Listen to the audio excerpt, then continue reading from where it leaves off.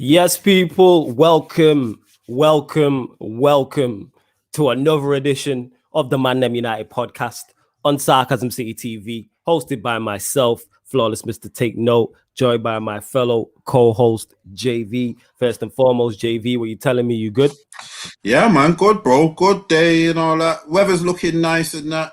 You know what, bro? You know what? Today reminded me of that time last year when me and you were doing all our running around on all our business, and it was a nice day. Okay. I think we're getting back to them type of vibes and weather soon, fam. So you know what I'm saying? But we need to get back to them type of vibes, innit? Because I need to get back to them type of females and that. So yes, this is what I'm talking about. You get what I'm saying? You get what I'm saying? You get what I'm saying in that. That being said, if JV wasn't with me, a girl would have killed me one time. Remember, fam? Do you remember that incident? I remember that, bro. That incident. We spoke about it on the Sarcasm City podcast episode. I can't remember which one it was, but yeah, what we'll say is to keep it clean for football. This girl was dressed, I'd just basically say half naked, innit? And she was looking at me, and she was looking like she was mad at me for looking at her, even though she was already looking at me. If JV wasn't there, she might have killed me. You know what I mean? Yes. That's what we'll say. JV wasn't there, she might have killed me. She had some nice, tiggle beats, and she was looking at me before we even licked the corner. You know what I'm saying? Exactly. But it is what it is. But yeah, welcome people. We apologize on the lateness as well. That's on me. I was doing another show and then trying to get thumbnails sorted, etc. But we're here, people. So my apologies on that. You already know what to do if you're watching live on the YouTube. Make sure you hit the like button on your way in. Hit the like button. Make sure you share it across all the socials and make sure you subscribe to the channel Sarcasm City TV. If you're watching on Twitter via the Periscope or the Facebook, you already know what to do. Big up Joshua Daly, who was here earlier, who says, yo, big up to you. Big up to Glazers Out, who's a member, who says, smash the like button. Yes, smash the like button. Get them likes up. Big up Charlie Everett, who's a Manchester City fan, who's over here through Yan City, who says hi. Big up to Charlie each and every time. If you haven't seen ManDem United podcast before, it's just myself and JV, sometimes joined by a special guest, discussing all things Manchester United, whatever's happened in it. The circus that is Manchester United. We're never dry. You know what I'm saying? We are Hollyoaks FC. Hollyoaks FC. There's always a story. There's always a clown to talk about in this circus. You know? Yeah, that's always certain. And welcoming special guest back again. You've seen him on this channel before. You'll see him on this channel again. One of our young OGs, but for his age, very knowledgeable about the game, not just out here talking shit. And I've told him this privately. Me and JV have spoke about it. He is a star. You're going to see him on this channel more often. He will be a regular member on a show that we are working on. Also, bigging up our young OG Harris to the show. What you telling us? You good, bro? Big up, man, like JV and Flawless. I have to rep the colors in it, purple, light, man. All of that. Man. You get me, man. You get me, bro. And when it comes to the show, stay tuned, bro. You don't want to miss this thing, bro. It's gonna be active, blood. You already know, fam. You already know, bro. Active. That's exactly what it is. Big up Jeff Harambe, who says, yo, big up to you.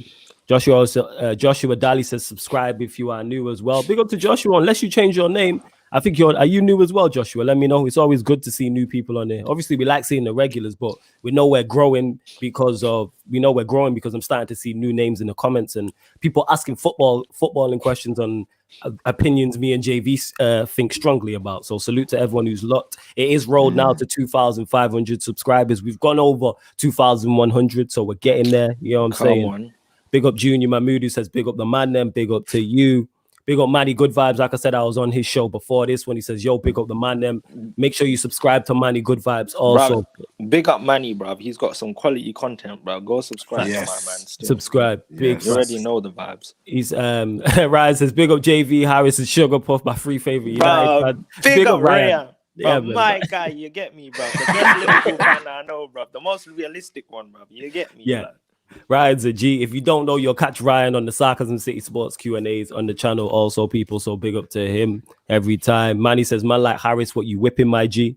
You know what I mean? He says, what you whipping, my G? And also, Joshua says, I'm an OG on another account. Okay, big up to you anyway. But make sure you subscribe on that account as well.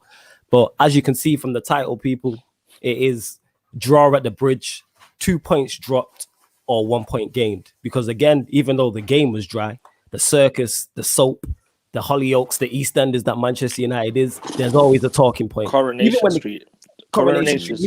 Even when the game's Coronation Street vibes in it. Even when the game is dead, there's always a talking point, whether it's the handball, whether it's Shaw overhearing what the ref's saying, whether it's Ollie's press conference afterwards, his interview afterwards, or Shaw's interview afterwards, or the fans going at it, Ollie in versus Ollie out. Like, we are literally in it. We are, for those that remember, you're probably too young to remember this, Harris. You remember Dream Team JV on Sky One? Oh, my days, bro. You remember Dream Team? Yeah, bro. Remember it, fam. So that's how we're moving, bro. We are moving like a football, so that is Man United, fam. All we just need is, man, just beat one player to just run through everyone's lives now. Yes. Terry Vibe, and that will be that show, fam. Literally what it is. So what Harchester, what Dream Team was, it was like JV said it there, it was about a football team, but obviously they added loads of drama, and the team was called Harchester United. And it was like a big show on Sky One, but that was jokes, you know. Yeah. And United give us that type of vibes. You get what I'm saying and that. But yeah, Harchester United and that. You know what I'm saying? They would have to be called United as well, innit? You know what I mean? The team would have to have United in the name. Yes. Innit? You know what I'm saying? It's right though, man. Like Carl Fletcher and all them guys. He was the top marksman, innit? He was the top. He was Beckham, innit? He was more time. He was Beckham, innit? More time. He was Beckham. G. You know what I'm saying? You know what it is? That just shows, yeah. That just shows how, as much as we say that, we're saying that then the fiction used to try and mimic the fact, but it's the other way around. Do you get what I'm saying? Yes. Now the world seems to be mimicking the fiction type of thing. Everything's just crazy, and United's just at the forefront of it. 100%, bro. Yeah, it is a Mazo. I'm just gonna get through some more of the comments. Glazers out says flawless. Did you see that agent on the terrace say if Ollie gets top 4, he will stay? Who's the agent, man? I like you get me. Like KJB on the terrace. There's other people. Yan City be over on the terrace. So yeah, like there's no need. Man said the agent. You know, he's the agent, fam. I hope not, blood. I hope not, fam. I can't do another season of this. I can't. Oh, does he mean a football agent? Yeah. He might mean. I thought he was trying to diss. You know, I thought he was the shot at someone, and I was like, "Yo, there's people." Oh, he's actually an agent, like a football agent. Okay, Glazers out. I get you. Yeah. I understand. It makes sense. He's not wrong. He said if Ollie gets top 4, he'll stay. I see that happening. I don't think it's right, but it makes sense. If Ollie finishes 6, he'll stay. No. No. It's not what we want, Harris. But it's what I'm telling you now. And I said this, I think me and Flawless had this conversation yesterday. If they gave him a 20-year contract, he would do 20 years and he'd absolutely run us into League 2, bro. Do you get what I mean? And Ollie's not going nowhere. If they were to sack, the day they were to sack Ollie, I reckon they might have to literally push him out of the establishment, like physically. He will not want to leave. Ollie will not want to leave that place, bro, because he's never going to get it better. You know, like when you say like a guy is, he's doing better than he should with a girl. He's punching. Yeah. This guy ain't punching. He's Mike Tyson uppercutting from. You know what I'm saying? He's had Dukin from the ground up. Yes. Yeah, he's had Dukin, Shoryuken, all of them things there. Special move. You know them 50-hit combos. That's what he's doing right now, bro. You get what I'm saying? There's no way Harris he will leave us. He even if he, trust me, he could have like some of the worst results ever. He will not leave. You get what I'm saying? You know what the mad thing is, yeah? Say, for example, he's on the verge of like getting sacked. The players bag him out every single time. Yes. And that's jarring as well too, bro. Yeah. Like Everton, I was like, this is it. It has to be his time. Bruno scores 2 goals out of nowhere, bro. I'm just like, fam, how much longer are we gonna suffer? You get me, bro? Yeah. This style of football, is absolutely shocking to watch. If man's come at me, and tell me, like, apart from Southampton, what was the most entertaining game this year for Man United? Probably Liverpool, and that's it. 2 games, and we probably played like 10-15. Do you know how shit of a percentage that is, bro? Like, actually need that. Like, people from America wake up, at stupid times, Australia, to watch Man United and to watch that crap. Imagine waking up early, to watch a Man United fixture, and to watch games like that Newcastle one, and the West Brom games. Like, don't waste your time. Don't watch them. This ball is not entertaining, bro. You know, as a football fan, we need to at least get something out of it, and we don't even get entertaining fixtures or games to watch. For example, people will be like, oh, as long as we're getting the results, that's all that matters. you know, if you have shit performances continuously, one day it will catch up to you, bro. And that's what these men aren't understanding, bro. Our players are playing shit and getting results. But one day when we get caught out, bro, that's when the fans will open their eyes. I think this Chelsea game is like an eye-opener already. I think the City game is when people will start, like, you'll see people's true colours this City. Yeah, we could realistically, on the form of how we're playing and of how City are now playing, because you know why I'm more worried about City than anyone on anything, and I think this could be City like for the big long run, because they have multiple ways of playing now. They can actually beat you 1-0, or they could beat you 4-0. Yeah. Or they could do a tiki-taka 3-0. Do you get what I'm saying? No, 100. So this is why I think City are a worrying opposition, simply because of how United are at the moment and how we're not in any sort of good form. Like for me to go into a match against City, even though we've been good recently, I'd want to have Pogba fit. I want to have a fit Bailly. I'd want to have a firing front line. You know, I want to come in on the back of it with a few good results. Do you get what I'm saying? Which is all those things I've just said are things we do not have at the moment. Do you get what I'm saying? So it's a bit sticky, you know. It's one of them. I think as Harry said, a lot of people are waking up a little bit to it. Like, hey, what's going on actually? Because I've seen Cavani pour up front this season. I've seen Martial pour up front. I've seen Greenwood pour up front this season. Do you get what I'm saying? So is that all on them? And then, all right, and then even if, let's play devil's advocate, even if you did have 3 centre forwards or 3 forwards out of form, why can't you do anything to affect it as the manager? And that is maybe now where some people are starting to see, like, hey, maybe it is him. You know what I'm saying? Because here's my thing. This is one thing with him, you know. This is why I think Ollie's a bit mad. When I really deep it, it's not that he doesn't have the capability to do these things, you know. He's just too scared. You reckon it's a scared thing? I think he's just a shithead. Yeah, but JV, he's just a shit man. Yo, JV, that's all it is. But JV, you know what? Like, what gets me vexed, yeah? And he'll do like press conferences and say, playing for Man United, you have to be courageous, yeah? He'll use all these buzzwords in it to get all the fans gassed up in it, yeah? You get what I'm trying to say, yeah? And then, we go to Leipzig and play 5 at the back, yeah, with 2 DMs, bro. Like, what are you on about courageous, bro? Do you get what I'm trying to say? Like, be a bit consistent with what you say. When I heard that, you know, after we lost to Leipzig, yeah, and he was like, sometimes you have to you can't feel sorry for yourselves. And then man was like, yeah, but you have to feel sorry for yourself. I'm just like, get the hell out of here, bro. You get me, yeah? You do not have the mindset yourself, and you want a treble, bro. Like, you put fear into these players, bro. Do you get what I'm trying to say? Rio Ferdinand came out and one time said, yeah, the difference between Ferguson and Moyes was that when, for example, say if United were playing against Chelsea, Moyes used to say to Ferdinand, oh, watch out for Eden Hazard. But Ferguson would never be like Ferguson would just be like, bro, it's Chelsea, go beat them. I think Ollie has that Moyes approach where he's like, watch out for so-and-so player, watch out for this. And you know when you do that, that weakens their mentality as well, you know. Yes. That's another thing. Yes. I honestly think, you know, Harris, I think you've hit the nail on the head. But, you know, quite more damaging, I think he's even worse than Moyes. Because there's times when Moyes actually tried to attack. He just wasn't very good at it. We had that, remember Flawless, what was that game where we had like 195 crosses or whatever? Oh, Fulham. It was Fulham. Yeah. Fulham at home. Yeah, that I know. Yeah, I know. That's what I was going to say. That I know it was really like hating. I was just accentuating it. But you know what it is, though? When you really think about it, that's him trying to attack. So he just didn't have, you get what I'm saying? He was actually trying to attack. He just didn't know how to do it properly. Whereas Ollie's not even venturing into that. Do you understand where I'm coming from? That's why I think he's even worse in terms of mentality. Honestly, if the only thing what done Moyes so bad is that he came in right after Fergie. He came in, expectations are still up here. I'm telling you now, if Solskjaer came in after Fergie, no, he doesn't even last as long as Moyes, mate. Do you get what I'm saying?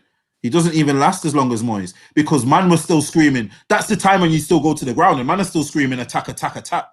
Man don't even bother doing that no more. Obviously, I know fans ain't there now, but when fans come, man, are they really going to be like attack, attack, attack? Because they know what's going on. Do you get what I'm saying? This is what I'm trying to say with Ollie now.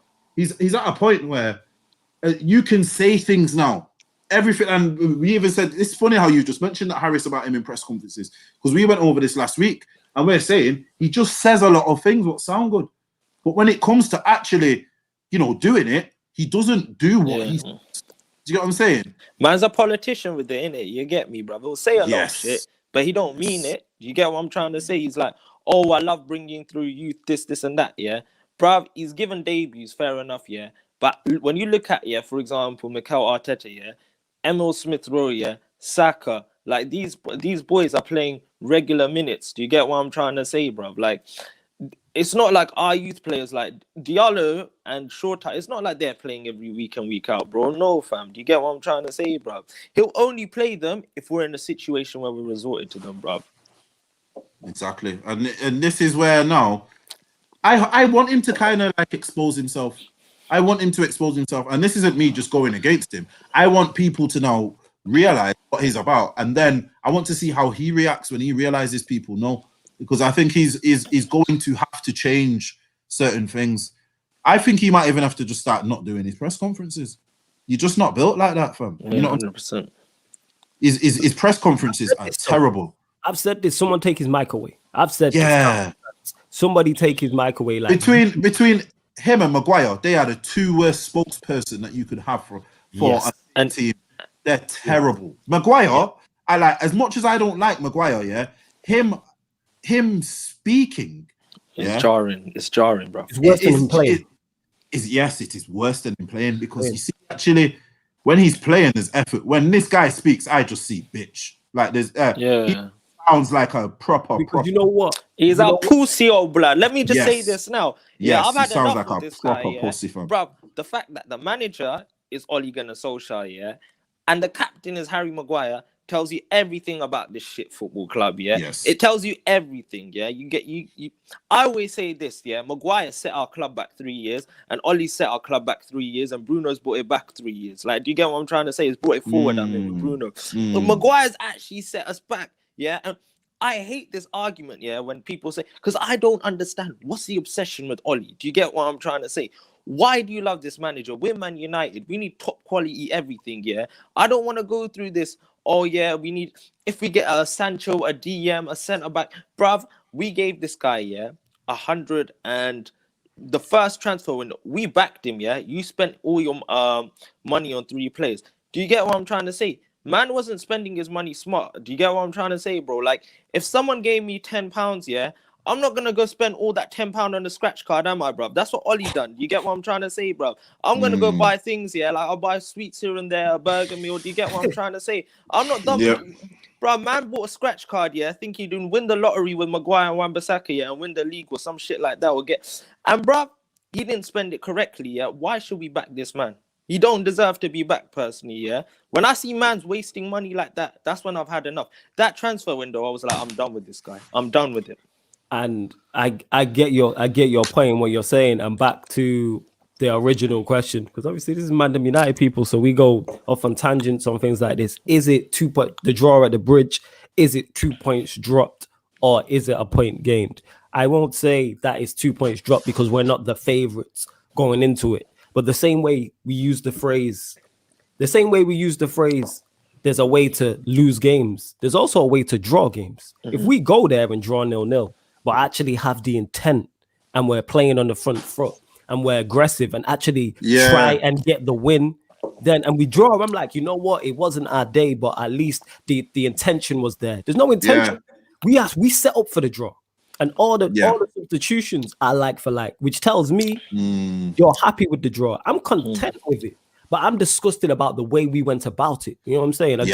A draw away at your top 6 rivals for the most part. Obviously, context matters in terms of what injuries they've got, the form. For the most part, 9 times out of 10, if we go away to the Bridge, Anfield, the Emirates, Tottenham Hotspur Stadium, the Etihad, and we get draws in all those games, I ain't really too fussed because I've seen Fergie do this. You've said this many a time, JV. What Fergie used to do a lot of the times we've won leagues is batter everybody else, and then against the top 6, against our rivals, draw away from home and try to do them at home. So I have no problem with that. The issue is, like I said, I keep using the same words, is the intent there.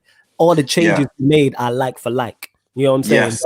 And then you know what it is as well? In a boxing sense, we didn't even try and knock Chelsea out. We didn't lay a glove on them. We didn't test them.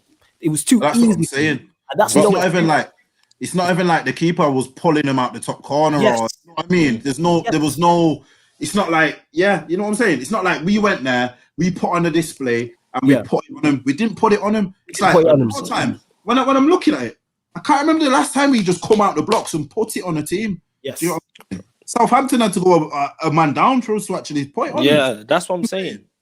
So you know what I mean? It's like more time when I'm really thinking about it. As much as this guy wants to say we're attacking, we're Man United, we're courageous, he's chatting Maka. Because when I think about it, in terms of the season, it's points dropped because of where it could have got us. But with how he plays, he plays against these big teams, it's better. You know what? It's actually better than losing. And I say that simply because he tried that against Arsenal, he lost. You know what I mean? He tried the same thing against Arsenal, he lost. He tried against but Chelsea. JV with that, after Arsenal lost to us, after we lost to Arsenal, they went on some mad losing streak, so all them other teams were able to pam Arsenal like that, Burnley, Wolves, all of these men were able to do a job on these men, but we couldn't. And we had a whole Paul Pogba, Bruno Fernandes, Rashford. You get what I'm trying to say, bro? And you know what this is, though? You know what that is, Harris? That's intention. That's what I'm saying. We could have Maradona, Pele, all the greats, bro. Name it. Get your FIFA team out now with all your legends. We could have all them, man. If we don't tell them to attack, you get what I'm saying? Yes. And we don't, and that's the issue. It comes from the intent, because you mentioned Liverpool there, and that's why I said context matters in terms of going away to your big rivals and getting a point. For the most part, that's a good result. But then when you look at Liverpool and how we went there, and again, we didn't, as JV put it, we didn't put it on him. If it's a boxing match, we're never going for the knockout, and we have knockout power. You know what I'm saying? If our defense was better than our attack and we are defensive, I understand that, because this is the same thing I spoke about. And from a third eye view, talking about Spurs, is Mourinho being defensive, but your attack is better than the defense. United's attack is better than our defense. So why not utilize the best weapons we have? That's the issue I have. We don't utilize the best weapons we have. How do you have even yesterday? Take James out of it because we don't rate him. But how do you have Rashford, Greenwood, and Bruno all on the pitch at the same time and don't create nothing? How do you have those three and don't create anything? That's down to a lack of system. But all the Ollie inners will be like, oh, but he has a system and tactics. Well, they're shit. Okay, let's get it straight. They are absolute dog shit. When you look at the way we press, I think our Man United's press is shit. Like I've never terrible. Seen us. When was the worst press?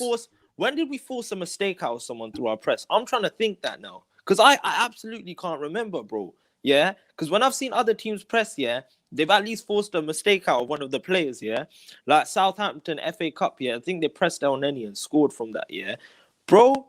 That's what makes me wonder, our coaching, our press, in the modern game, I think press is a very essential thing. Do you get what I'm trying to say? A lot of teams are using it nowadays, bro. The fact that we can't do the simple things right tells you everything about this manager. The way we got influenced, you know how you like, is it 1 point gained or 2 points? Bro, it's 2 point drops. Because if this was the start of the season, you could be talking a different story. Do you get what I'm trying to say? You could be like, fair enough. Or like, it's just the first 3 Big 6 games we've had. Bro, we've played like 7 or 8 now and we haven't had a win. It's like, we need to start getting wins from these games, bro. You know how Mans was saying in January, oh, we're top of the league, bruv, look at us now, fam. You get me? We're big Man United, flat track bullies, bruv. That's what we are, bro. We can't beat the lower team. No, we can beat the lower teams. We can't beat the bigger teams. And that worries me, because last year all these dickheads were like, but Ollie's got a better Big 6 record than Poch. Now what you telling me, bruv? He can't beat no big team. But one thing what's another great point is that when it was Mourinho, and I remember his away record versus the Big 6 being bad, and everybody being on his case about it, which is a fair argument if you don't beat your big rivals away from home. But now it's Ollie doing it this season and it's home and away. And again, there's a way to draw and lose games. I can't reiterate this enough. If we go to Chelsea and we go for it, we lose 1-0. I'm like, at least the intention is there to win the games. And what I don't understand is, at least managers let you at least be honest and let us know who you are. Because you said it there, Harris, about Ollie using buzzwords and saying you need to be courageous, play on the front foot. Where is it? And and I've said it, I was saying this to the Chelsea boys, big up Lewis and Wayne and the whole Blues fans TV gang. That's not a one-off with Manchester United. That's how we play all the time. It's not like we was flying, went to Chelsea and that performance is a one-off and you just chalk it off as a bad day at the office. We played like this away to West Brom, who have conceded the most home goals in the Premier League. And then your captain comes out afterwards and says, you're not going to come to West Brom and create a lot of chances. Disgraceful, well, if you're not going to go to West Brom and create a lot of chances, who are 19th in the league, so they're the second worst team in the league. I think they have the worst home record in the league. Where are you going to create a lot of chances if it's not West Brom? How about saying our attackers we needed to do better going forward. We weren't good enough. That's it. And then everyone goes, you know what? You're right. I've said this. There's no accountability when it comes from the manager and the captain when they're talking. There's never anything we need to do more. It's always something else. It's always the referee or the opposition or something like that. And Ryan asked a good question here. So I want to get to this. He says, actually, before I get to this, so in terms of me, I won't say it's 2 points dropped because I don't think we're favourites going into it. One, Chelsea are doing well. And two, I didn't expect us to win like that. I knew it was going to be a draw because I knew Ollie was going to sit but it was chill. One of the results where you had to. Like, do you get what I'm trying to say? It's like we kind of needed these 3 points to make a statement. And you know what the statement we proved? We're pussies, bro. That's what we are, bro. We are actually pussies. You get what I'm trying to say, bro? Man Here's United, the thing as well. Yeah, go on, JV. No, go on. Man United, yeah. Bro, we've got a history of winning Premier Leagues here. Obviously, shit ain't the same no more, innit? It gets like that. But bro, come on, man, make a statement. We could have made a statement, yeah, at Anfield and beaten them, yeah. You know when we're top of the league, but guess what? We didn't. And guess who done? Sean Dyche made the statement, like smash their home record away, bro. Imagine that, blood. And that's what pisses me off with this whole. You know what's mad about that, Harris? Ever since we went there, every visiting team that's been there has won. I know, that's what jars me as well, bro. That's the mad part. So you telling me, and they've all been dead. Yeah, and you telling me Sean Dyche Burnley can go in there and win. Brighton, Graham Potter's Brighton can go there and win. Obviously, Pep City can do that. And who's the other one they lost to as well? Everton. And yeah, that's a prime example and that's the key. I watched that Ancelotti masterclass. Like, Everton, you could see the game plan. And people can be like, oh, the midfield's not good enough. That man had Tom Davies. He was arguably man of the match. Man of the match. Yeah. Bro, he was very good in that game. Ancelotti had Tom Davies looking like some sort of Tony Cruz. You know what I'm saying? Man just controlling, slowing every down, had the tempo of the game. Balls, mate. You know what I'm saying? He controlled that thing. He stepped up. My man's like, what, 22, 23? You would have thought he's a old pro. If someone told you, if you didn't know football and your eyes weren't too good, and you just watching it and you say, who's that in the middle of the park? Or is that Tom Davis guy, you know, the veteran? Oh, yeah. You know what I'm saying? He played that like he was 31, 32, 33. Like he's played 20 derbies. You know what I'm saying? And he what's going on. You get what I'm saying? He ran that game. How are you telling me you can't do that with certain players? If you're telling me with a McTominay or Fred, you get me, who majority United fans might say aren't good enough. Cool. You know what I'm saying? But Tom Davies, if we had him, United fans would be talking about we can't go to Anfield and win. But how come Ancelotti with not the quality of our players? Because bear in mind, Allen didn't play. Calvert-Lewin was on the bench. Decore didn't have his best game, but yet Tom Davies was still managed to put in a performance of that caliber against someone like a Thiago. Like you said, he did look like a Cruz.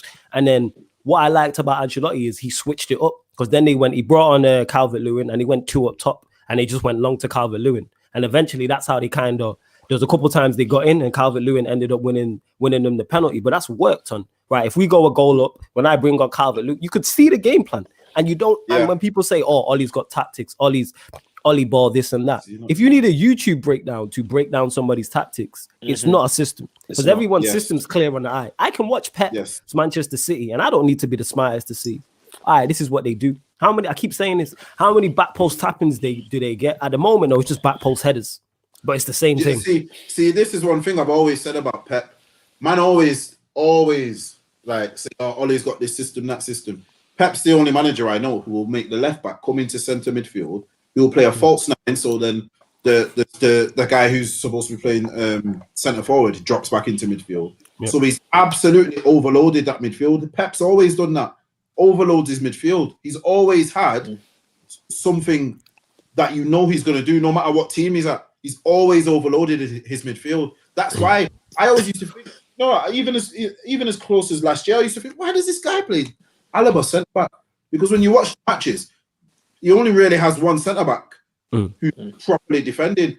Everyone else is over defenders, almost go into the positions of defensive midfielders, and then the width is made by his actual wingers. Yeah, and then when the wingers get the ball, they go in, and then the overlap comes. You know what I'm saying? So that's the system. I cannot tell you what our system is. Our system is Rashford, do your thing. Long ball to Rashford. Long ball to Rashford. Bruno, do your thing. He said it in an interview though, and this is not. I seen the interview. People, I can play it for you where he said verbatim. He said, "Our style is getting the ball out wide, counter attack, and individual brilliance." So, but when I say that, JV says that, Harris says that we're negative fans, this, that, and the third. But when the manager comes out and says how long have we been calling Manchester United individual brilliance FC?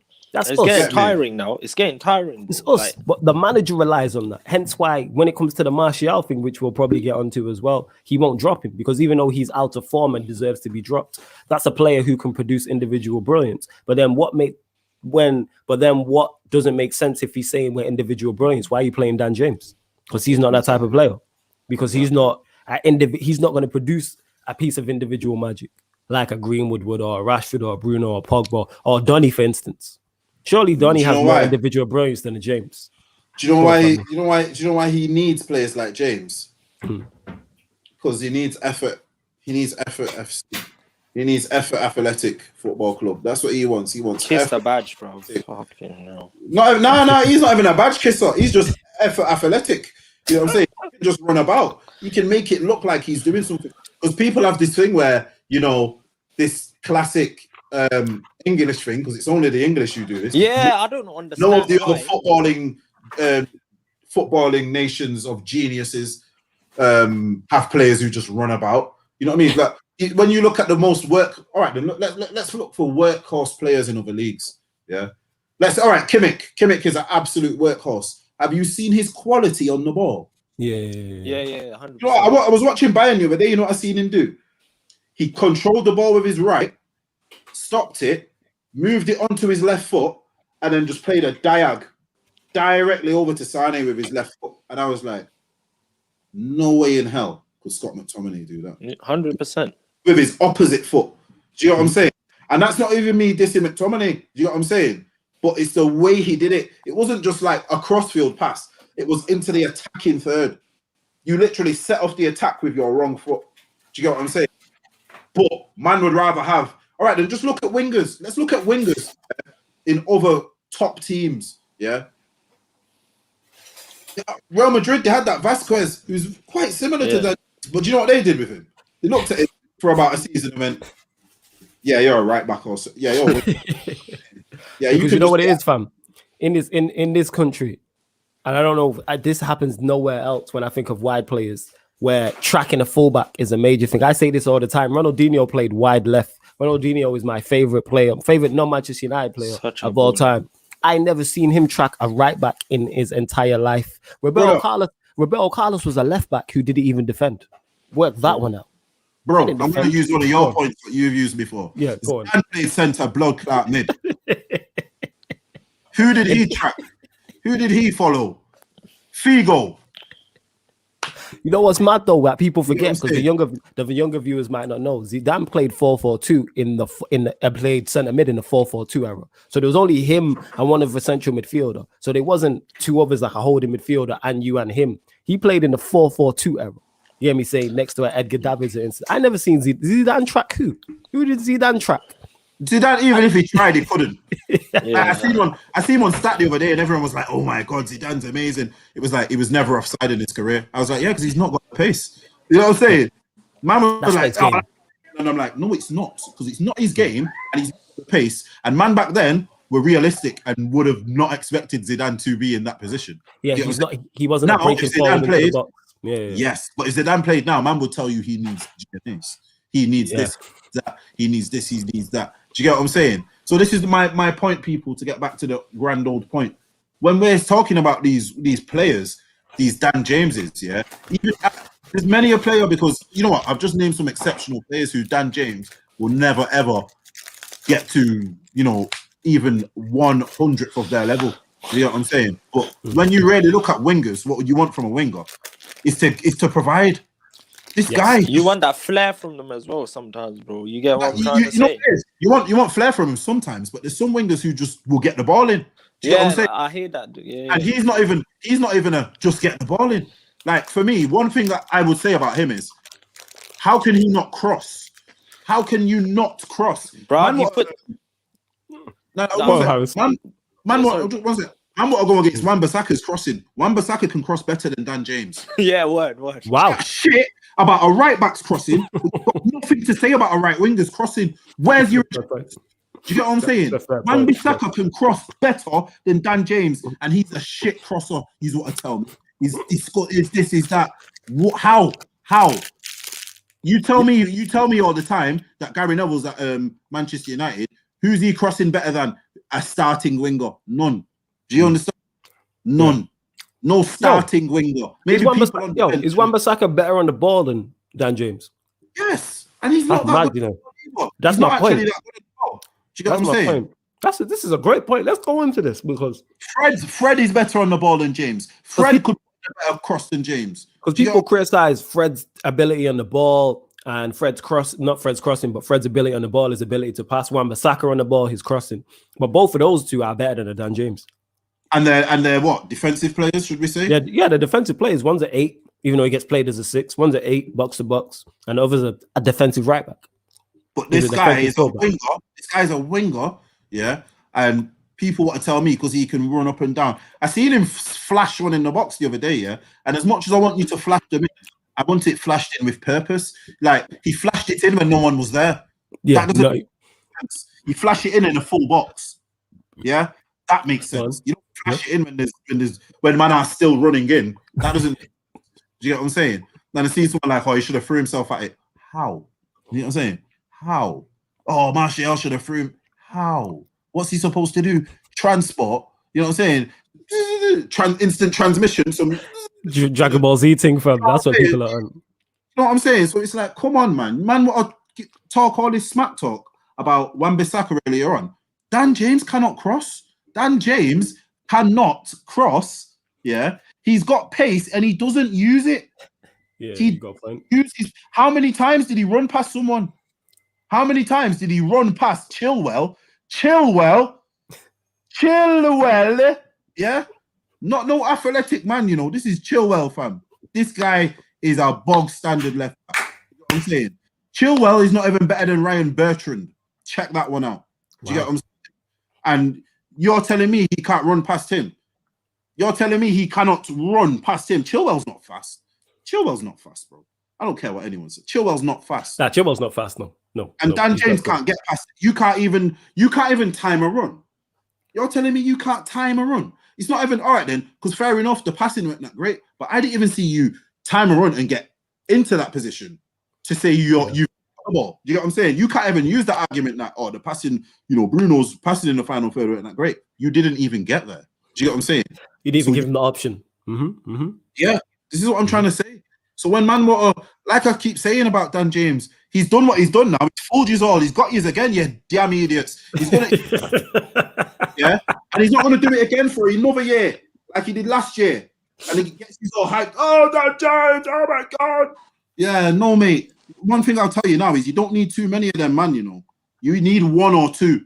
For me, at the moment, you've got Maguire and McTominay are them type of man who you not need in your team, but we've already got two of them. I don't need another sauceless Don. You get what I'm saying? I don't need 100. You know what? No. I'm taking that off McTominay. I'm taking that title off McTominay because we know what he can do. Yeah. And as bad as Maguire's been, check this one out. As bad as Maguire's been, we actually know what he can do over a sustained period of time. Dan James is still playing. Here's one thing I'll tell you right now. People might like not. Dan James is still playing like it's his 5th ever performance for Manchester United.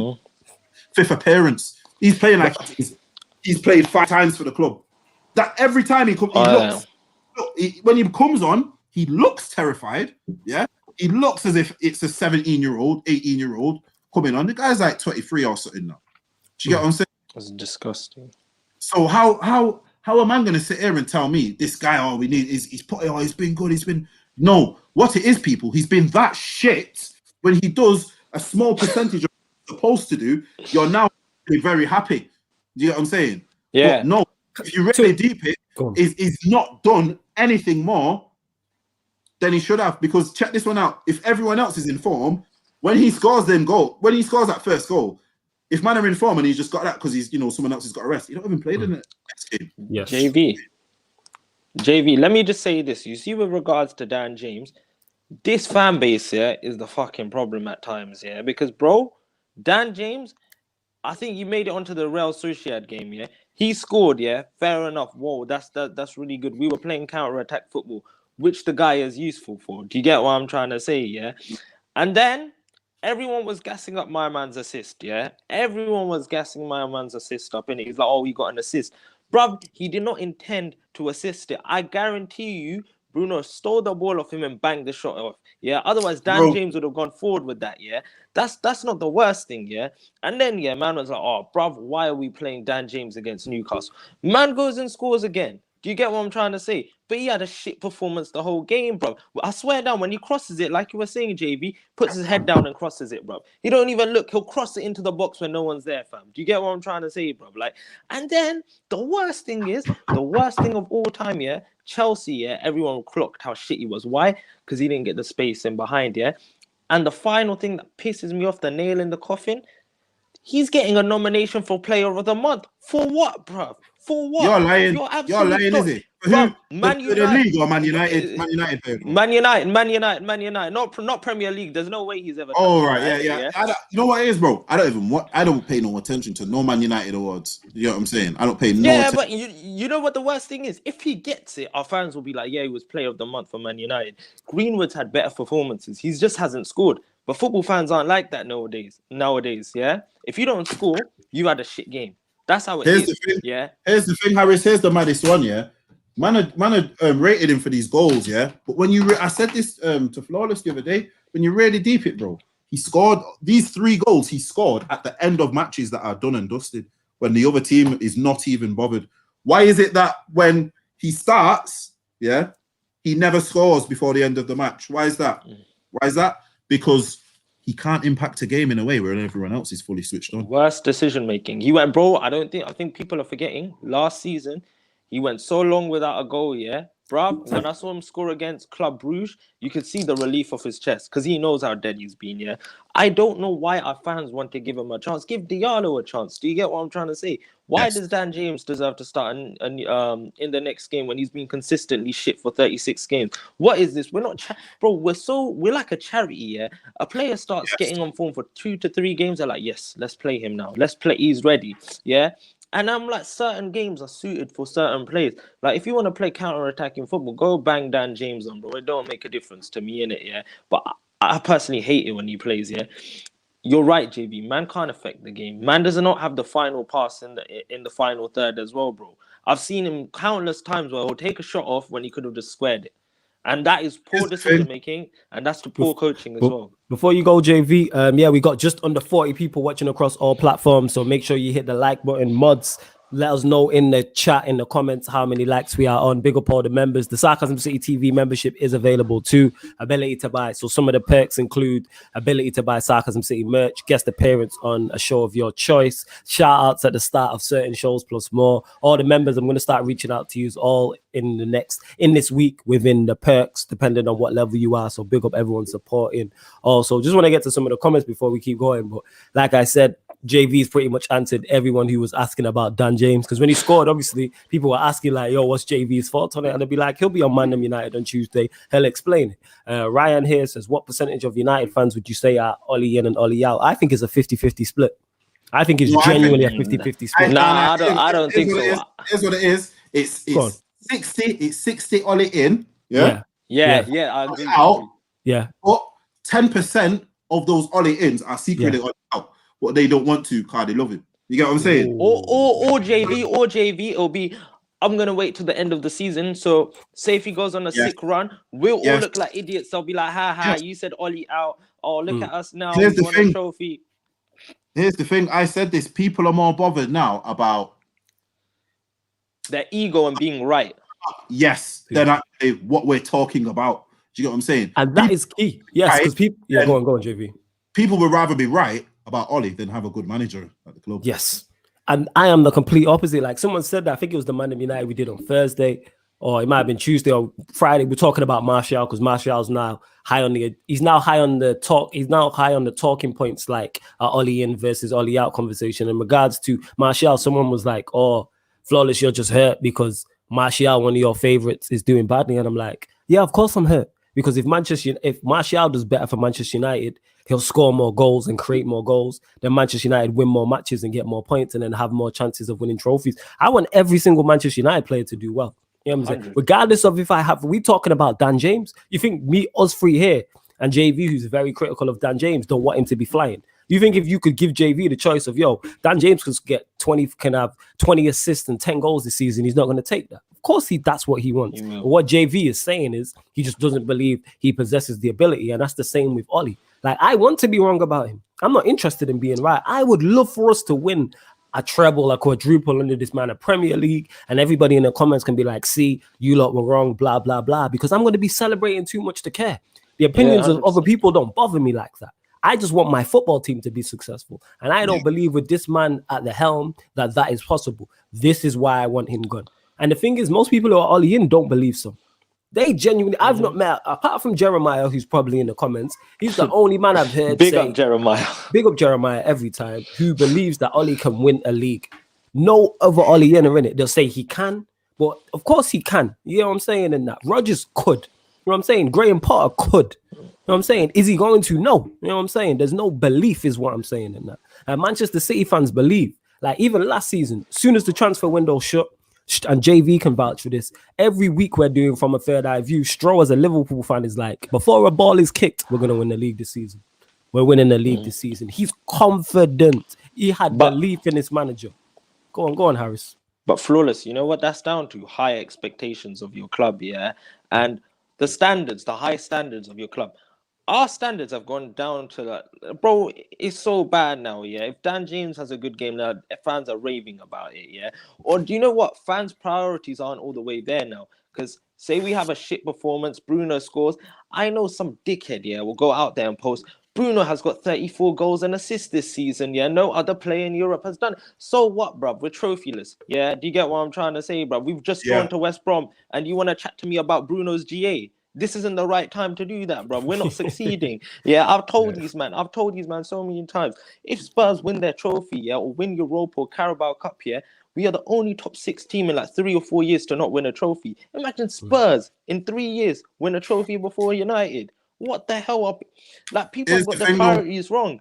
And as long as Bruno gets his GA, the United fans are happy. But what mans don't understand, this whole thing for Bruno, like him getting good GA, bro, all the other clubs will be looking around. And if we ain't winning no trophy, man's gone, bro. Mans don't realize, yeah, in interviews and like Pogba as well, they said, like, someone asked Pogba, is this the best Man United team you've played for? And we will say this is probably one of the best teams, like Man United teams since Fergie. Yes, like, do you get what I'm trying to say? Without question, yeah. Guess what Paul Pogba said? Paul Pogba said, no, it's not, because we haven't won a trophy. And he has every right to say that. Do you get what I'm trying to say? Because to win a trophy, you need to have mentality. You can have a good squad as long as you want, but if they don't win a trophy, yeah, bro, what's the point? Do you get what I'm trying to say, man? Like, and with Bruno, they asked him, because he had a good first season, I'll give him that. They were like, how was your good season? He was like, it was good, but it could have been better. I should have won. Like, he wanted to win trophies, yeah? These players want to win trophies. If you don't win trophies, we're not going to attract good players, yeah? And this manager will not win us trophies, fam. He will take as far as semi-finals and will bottle them, bro. But you know what pisses me off even more? Oh, but it's so good to win a semi-final. If you want to get gassed about going to a semi-final, go support Everton, bro. Because this is Man United, yeah. We don't accept those standards. You get me, bro? Get gassed about, go support Southampton and them, man, bro. Because this is not no charity AFC, bro. I don't understand this obsession with Ollie, yeah. The standards of the club go down each year. If we get top 4, yeah, everyone's going to say he's the first manager to get top 4 2 seasons in a row. We've got no trophies. And everyone's getting gassed about that, bro. Man grew up winning a Champions League. I just wanted, before jump in there, Big 187 Gangster Crippy says big up the ManDem. Futsala also big up the panel. My apologies if I don't get to your comments. Obviously, I'm getting to them with as many as I can. Just having a look here.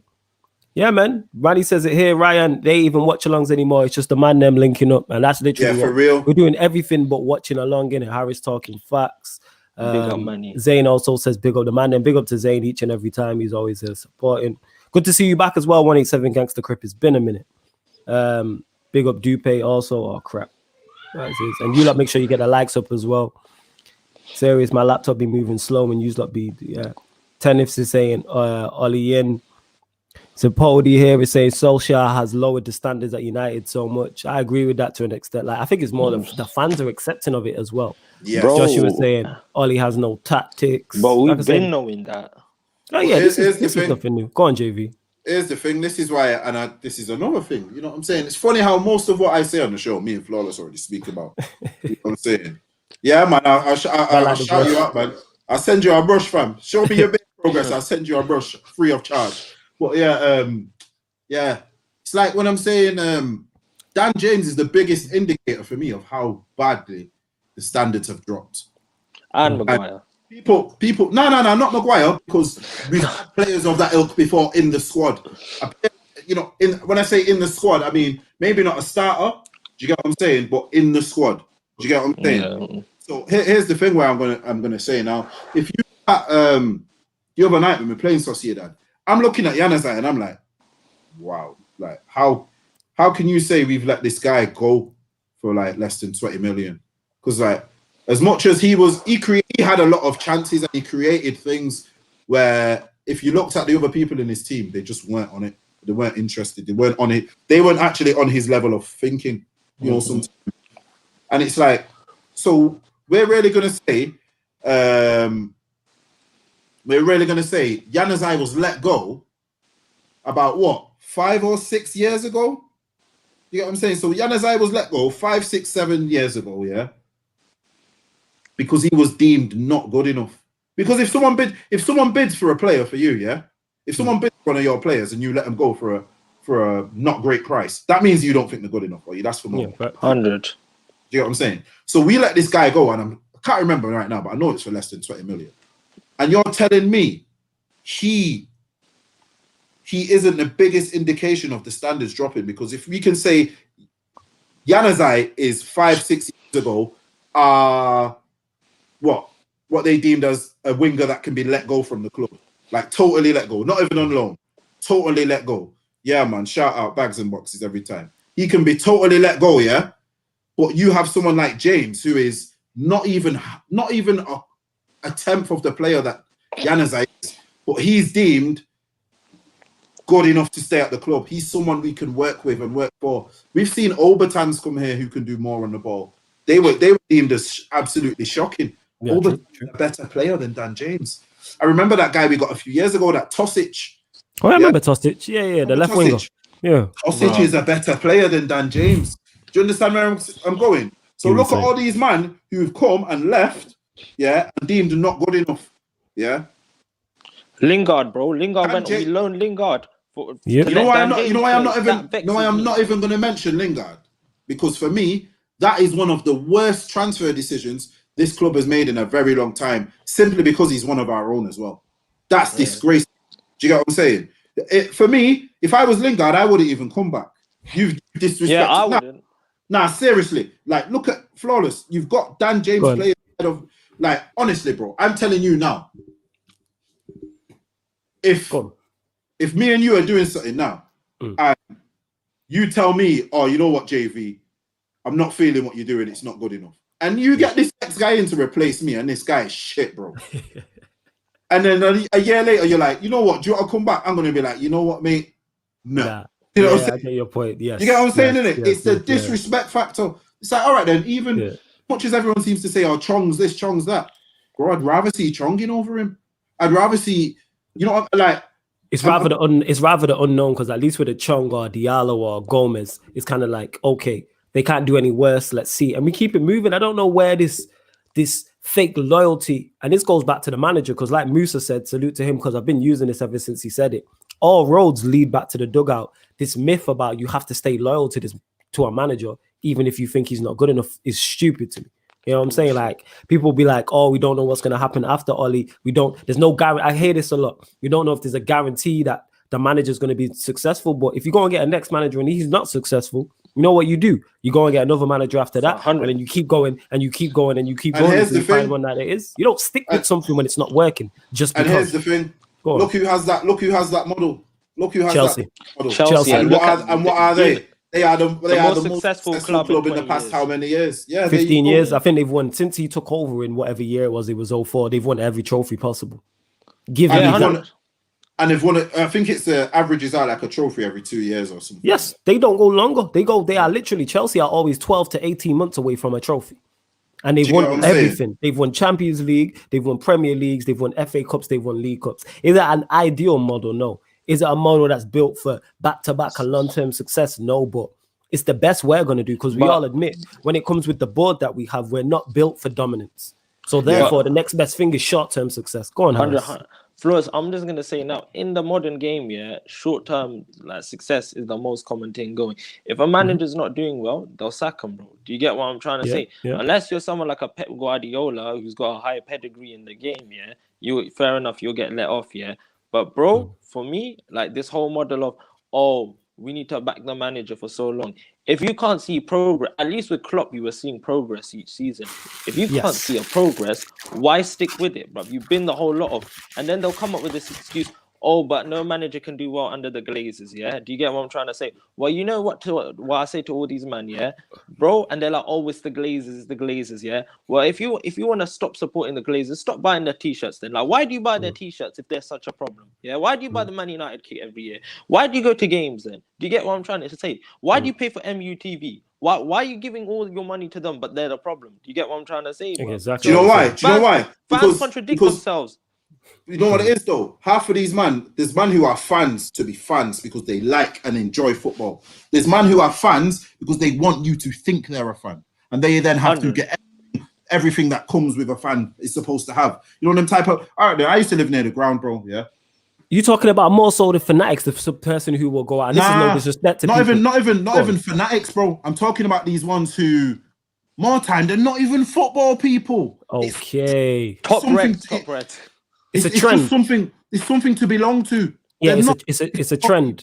It's a trend. Whereas as soon as me and you met, we're in college talking football from the jump. You know what I'm saying? Yes. And from the jump, everyone like, I get what you're saying. Like, I remember being in the playground 5-6 years old pretending to be Andy Cole. You know what I'm saying? This is what I'm saying. And then you'd get that next kid who would be in the full kit. Yeah. And you say to him, oh, did you see the match? What you on about? Yeah, I get your point. Did you see the match the other day? What you on about? Man. I know bare man, bro, who became football fans because a big group of people who they know used to go to the pub and watch the matches. So, I'll go and be popular and have friends, and then they develop a footballing opinion, but it's not actually based on anything football. Okay, I get your point. There's no football knowledge behind their opinion. That's why it can only be GNAs. That's why it can only be or they learn things. But he's a legend though. Do you know what I'm saying? If you really watch football and you deep football, you can see that what we're doing isn't good enough. Because here's the thing: why is it that when I say to someone who likes Solly, that the football's not good enough, what's the first thing they say? The position in the table, isn't it?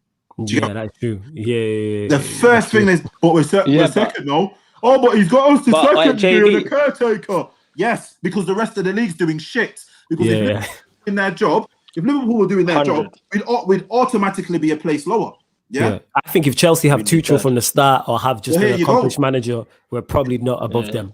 Because they don't draw to Southampton that 3-3. Here's the factors. I can see bad. They don't draw to West Brom that 3-3. This is what I'm saying. These are the factors. What I'm saying about this season. Us being second is a very false. Here's the funny thing. When I'm saying we're being false is when I'm saying us being first was a false dawn, people would agree with it. But if I say us being second is a false dawn, man, I go, what you on about? Yeah. And when he says false dawn, people, he's not saying false position. He's just saying add context into everything. If you look at how bad Liverpool are, how bad Chelsea were, and that's why they sacked the manager. The fact that West Ham are fourth. The fact that Aston Villa, who just survived are 6. You know what I'm saying? That tells you what you need to know about the level of this league and how, yes, we're taking advantage of it because results don't lie. We have the second best results in the league. That's why we're second in the table. But where the thing is, Mourinho did that. Mourinho finished second, wasn't in second, finished second and won 2 trophies. And eventually we all wanted him gone. But here's the thing. This is what a lot of you guys have to remember as well. We were first a month and a half ago. We were first. We're 13 points behind or 10 points behind now. I think it's 12. Well, you know what I'm saying? Yeah. How does that work out? How does that work out? So if we were so good, how do you end up being that many games behind in such a short space of time? How can everything participate in such a short space of time? And you can't even say you've had a raft of injuries because you've not. You've had your perfectly normal amount of injuries in that space of time. Yeah, Pogba goes, one player comes back in. That thing kind of happens. Do you get what I'm saying? Leicester have had more injuries. This is what Leicester have had more injuries than Liverpool. And they've probably conceded less. And I think they've conceded less, bro. This is the mad thing. So when mans are coming out, oh yeah, like look how many injuries Liverpool had. Leicester are 1 point behind us. Yeah, that tells you everything. And this is Leicester. Do you get what I'm trying to say? Leicester ain't no top 6 team like that. They may be in the league, yeah, but bro, of history and all of that, nah, Leicester ain't there, bro. You get what I'm trying to say? And the fact that they're 1 point behind us tells you everything, yeah. And go on, JB. What were you saying? I lost my train of thought. Because here's the thing. This is what I'm talking about. Yeah. No, it's not have some shame. Yeah. We're second because Liverpool have done shit. Yeah. Mm-hmm. If Liverpool do good, they are above us. We will be in third. Yeah. If Lampard's not shit, yeah, we're probably 4th. And then we're probably when you're 4th, you're always 5th, 6th. Do you know what I mean? You're always in between there. So if you really deep it, it's not that we've improved a little bit. Yeah, we can compare to last season, but that doesn't matter. You get what I'm saying? Last season doesn't really matter. What I'm saying to you is now. Do you get what I'm saying? We were top less than a month ago. Just over a month ago. We were top. Yes. You get what I'm saying? And people were talking about, and you know what it is? Sorry to cut you off there, JV. People were on our cases and being like, are you still Ollie out? We're top of the league. We're 6 points, 3 points clear. How are you still Ollie out? Blah, blah, blah. Because I knew with my heart of hearts, and I said this on this show, every single show I was on, I'm going to enjoy being top of the league because I know it will not last under this manager. I said I'm going to ride this shit till the wheels fell off. And the wheels fell off real quick. Real quick. 100%. You know what I mean? I'm now just on the motorway with one tire. You know what I'm saying? The wheels fell off real quick. That whole shit fell apart. You know what I'm saying? You know, like I've used this analogy before when you're on GTA and your car's mash up and you're driving to Los Santos Customs. That's us now. You know what I'm saying in that? We need to go get repairs in that. You know what I'm saying? All the wheels are cut out, the back windows put in, the front windows put in, there's one wing mirror hanging off. You get what I'm saying in that? The paintwork smash up, the whole 9. And that's exactly what happened. And I called that, but I didn't go, see, look at yous who are all Ollie in now, innit? Yous look daft. Like, nah, I knew it was going to happen. I wanted you lot to be right. I want the Ollie Innes to be right. But I want to be wrong about this. Go on, Harris. But Flawless, you see with this whole thing, yeah, with the points tally and all of that, 2018-19, we got 66 points, finished 6th. 2019-20, 66 points, we finished 3rd.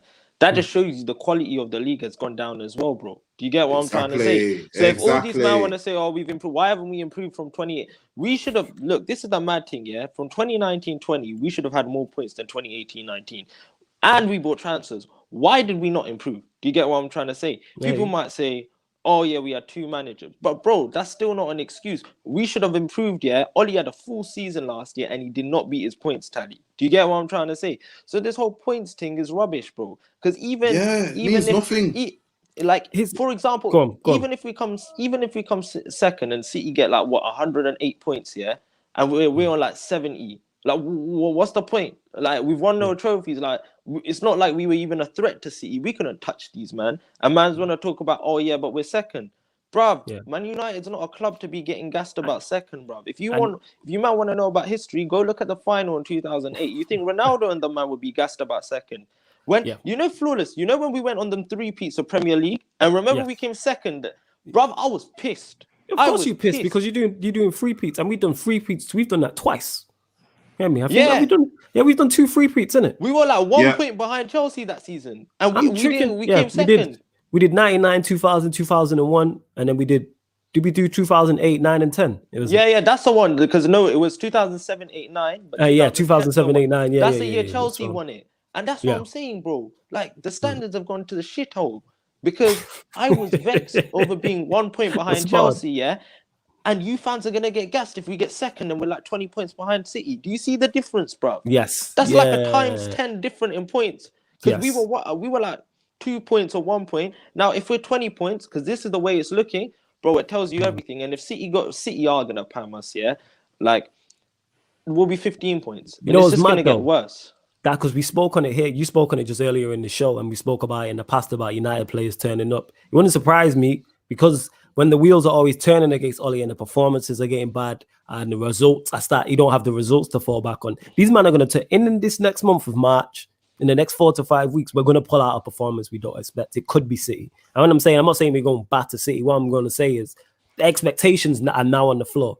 I think if you say to most Manchester United fans, we're not favourites, we're going to lose this game comfortably 2 or 3-0. If we get a 1-1 draw and put up a fighting chance, people will be like, see, look, the players fought for him. We put in a great performance against a team that's won 20 in a row. We stopped City's unbeaten run. Not unbeaten run. We stopped City's winning streak because they've won 20 games in a row in all types of competitions. It will likely happen. Just want to get to this from JB. He says, great work, guys. Much appreciated, JB. He says, I just hope in the future you guys can praise Ollie after you win a trophy. Ha, ha, ha. I'm guessing that sarcasm. Love that. If he wins a trophy, I'll praise him. If he wins a Europa League or even the FA Cup at this point, I'll praise him. I will praise him. Yeah, go on. Bro, but here's the thing. Now, go on, bro. Bro, say if we win the Europa League and we don't face like Arsenal or Tottenham, I won't gas it. I'm not gonna lie. No, not gas it, but you'll be happy for it, in it, is what I'm saying. Like, because I'll be happy. Yeah. But like, I want to be challenged winning something. Do you get what I'm trying to say? The Champions League group stage was a challenge, and we bottled it. So it tells you everything.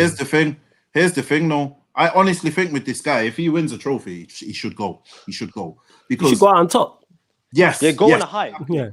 Because if he wins a trophy for us, I would love to see what man are going to say. Now, I know what? I won't even love to see, because man will say, well, at least we got a trophy last season. Do you know what I mean? Shit again, and man will go, but we're a trophy. As much as it is now, I can really see where it's going with us, you know. We could end up we could end up in a really bad place, and people will still go back to, as long as we have GNAs and trophies and that, people will love it. There's certain fans who will love it. What we're not realizing now is, as much as we might be second in the table, we're not the second best team in this country. Yeah, I get your point. Second best team in this country. So what people have to realize is, in order for us to become the first best, we're going to need to improve a lot of things. Yeah, not just playing staff can improve us, because we've seen how much Bruno improved us when he come in, and how, guess what now, people, that started to stagnate, hasn't it? Yes. He's not got the platform to do it from. And so, you know, as much as he's still now, see, what Bruno's managing to do now is bad performances, and he's still get away with it. He's still having impact. He's still having impact on games. At first, but that's in moments. That's in moments. That would be like 10 minutes out of the whole 90. That's not at first. Yeah, that's what I'm saying. He's not controlling the game. At first, when he was fresh, he was controlling it. Do you know what I'm saying? And remember at Everton when he dropped out of the 10 and started playing 8 and things of that nature. Yeah. And he's telling Dan James what to do and things like that. I remember. Do you get what I'm saying? So this is what I'm trying to say. As great as he was, you can see his impact is now not plateaued, but it's lowering. This is probably the worst Bruno we'll see, though. Don't get it twisted. This is the worst Bruno. So we know that even at Bruno's worst, he can still contribute, which is an excellent attribute to have as a player. I think that's what separates the cream of the crop from the very. Do you get what I'm saying? But what I'm saying is, now people can say we could go and do a football manager and go get Mbappe, get flipping Varane, get this guy, that guy, rah. If we have those players, bro, and he still wishes to play 2 DMs, do you know what I'm saying? In certain matches, it takes away from the team. Yes. You know what I mean? Yes. This is what people are not understanding. You can say as much as you want to say, oh, he needs better players. This isn't his team. This is his team. He's farming because he spent money on it. You brought in however many players. When you start to bring in 6 or 7 players, it's your team. But and this is what I'm saying. and the players you're getting rid of as well. This is starting to form your team. Flawless. One thing I want to say is, when it comes to like the performances of every season, you need to build upon every season. So you see 2019-20, we done the top 4 thing. Yeah, that's cool and that. This season I expect the top 4 thing. Do you get the difference? But I want a trophy. Yeah. And next season I expect the tribal challenge and a fucking trophy as well. Do you get what I'm trying to say, blood?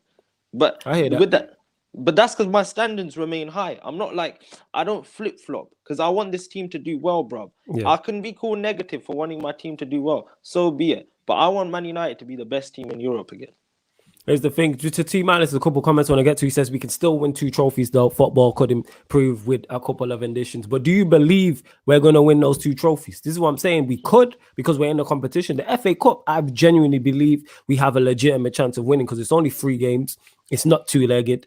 And we have the individual players to win 3 games, especially depending on the draw. The Europa League, not so much, because I don't trust this manager to get key decisions right over 2 legs. And we've seen us in the manner in which we went out of the Champions League. I don't trust him to do that. So, T-Minus, what I want to ask you is, do you think we can? You know what I'm saying? No. Do you think we will win 2 trophies? That's what I'm asking. None of this think business. Do you believe we can? Not this thinking anything can happen and like we're the little train that can. Nah. I want to know this. Is there belief there? You know what I'm saying? Because that's my point is I don't believe in this. Can we? Yes. Because we're in the hat. Yeah, Slavia. None of them believe it. Yeah, Slavia Prague is still in the Europa League. Do I think or do I believe Slavia Prague will win the Europa League? Absolutely not. But technically they can. You know what I'm saying? Technically they can. Yes. Yeah. Technically they can, of course. So that's my whole point. Please let me know that. And another thing here, it's another thing we wanted to get to. Because JB says this, and I'm guessing you're new here because I've responded to this type of thing before. But he says, let's remember fans wanted Fergie gone in the late 80s and early 90s. There was even a banner, but he won the FA Cup and the rest is history. The difference within that, there's 2 things. I'm going to let you go in here. I know you're going to get there's 2 differences to this. One, you just said it there. That's the late 80s, early 90s. We're now in 2021. You know what I'm saying? And that. 100%. Them times, me and JV were even born them times in terms of 80s. You know what I'm saying? And that. So that's how you go. Still. Secondly, as well, is Fergie had a CV beforehand. He had stuff beforehand. This is why when you go and get a job, whether it's Manchester United Football Club, whether it's Foot Locker, whether it's Subway, whether it's McDonald's, when you apply for the job, they ask you for your CV. The reason why they ask you for your CV is to see what you've done prior, to see what you can do here. Yes, it's no guarantee, but it gives them an idea. Because Fergie had won that, this is why I was so late turning on Mourinho. Because Mourinho had won stuff previously. So I'm like, if you've done this everywhere else, it's a higher chance of you winning it here. Ollie's done nothing before Manchester United and is doing nothing currently that makes me believe he can win anything. Why are we so gassed about Mbappe? If we signed Mbappe, one sec, Harris.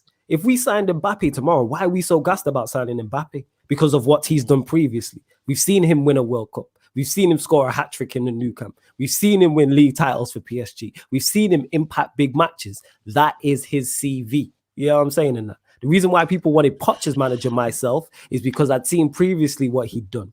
He elevated Spurs and Tottenham. I mean, yes, but Spurs and Southampton as football clubs. Yes, he should have won a trophy at Spurs, but he elevated them as clubs.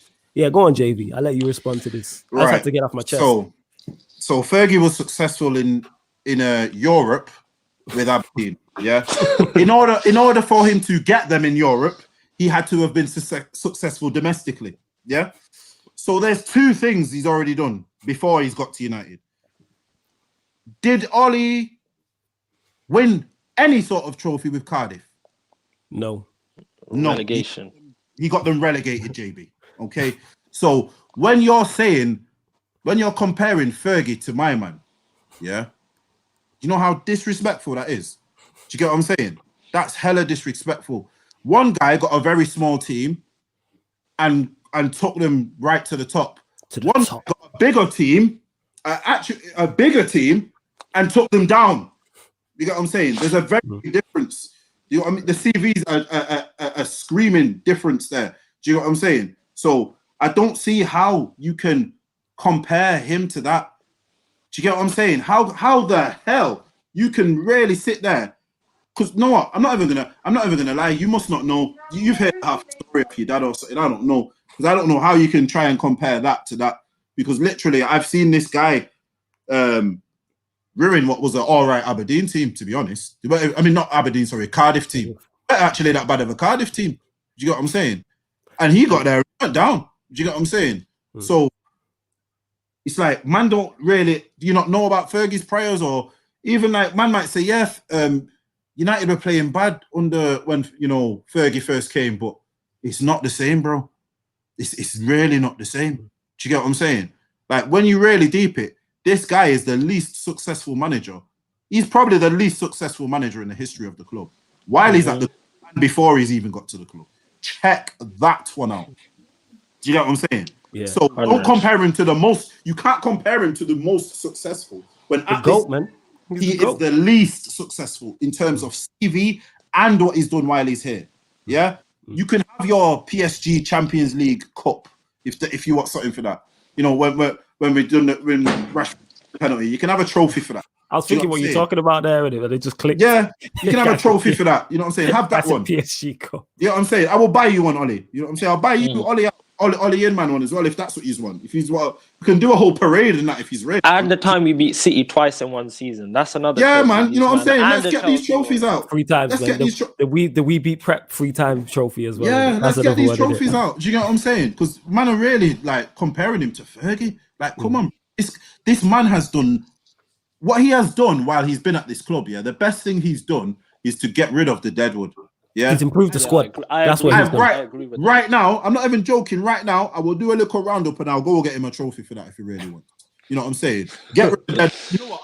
I'll just get him a log. I'll get him a log that says thanks. Yeah, because the log is deadwood. Yeah, and he'll understand the pun. You know what I'm saying? But if this is, sorry to cut you off. He says, yeah, I think we'll win one and finish second. I can put you in the category of Jeremiah. Actually, yeah, I'll put you in the category with Jeremiah then. So when I say that, I'll say Jeremiah and T- in terms of the only Ollie-inners, out of all the Ollie-inners, they are the only 2 who believe this guy will be successful. But so here's the thing.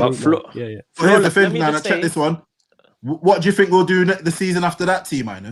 That's what I'm bothered about. You see this type of manager, I'm not really bothered about him winning a trophy because I know it's false. Yeah, I get what you're saying. There's no sustained success with it. Yeah. Yes, it's not like he can't even maintain success during a season. He can't even build upon success during a season. How can you be first in January and by the start of March you're between 13 and 10 points behind? Yeah. So how you're expecting him to win a trophy and then do something again next year? I'm not believing. You can't fool me like that.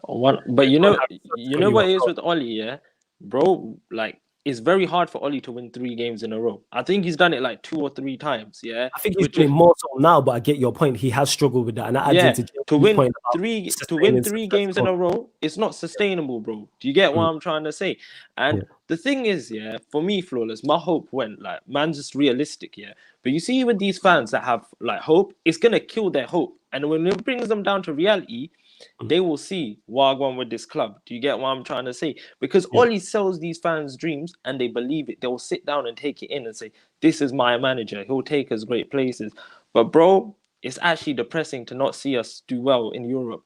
When I saw that Champions League knockout, and another thing, he talks about bringing the Man United mentality back. Where is the mentality, Flawless? And people were saying mentality wars. Why do we have to go 1-0 down to go and win a game? It's not good enough. We are conceding on average 1 goal a game. 1 goal a game, and this is Man United, you know. Our defense costs more than West Ham's. Our defense costs more than Arsenal's, but we still concede more. Yeah. And people can talk about, it's the Glazers, this and that, yeah. But in football, for example, the Everton game, yeah, we were 2-0 up. You keep a good defense, you take those 3 points home. Do you get what I'm trying to say, bro? Like, and this is a shocking thing. Sevilla game, we were 1-0 up. People want to blame the players, but we were 1-0 up. You keep a tight defense, we don't concede, and we go through to the final. That's what mans don't talk about. Mans will blame it on the strikers finishing. It's not like they were 2-0 up and we scored a consolation goal last minute. We were 1-0 up. That's what pisses me off at the end of the day. I get your point, and just to JV, and this goes back to what we were talking. So I'm gonna get to this JV because I love this. Now I'm gonna go JV. Let me go because this exactly you could literally replace me and JV talking about Fergie. So he says Klopp lost 3 finals before he won the European Cup with Liverpool.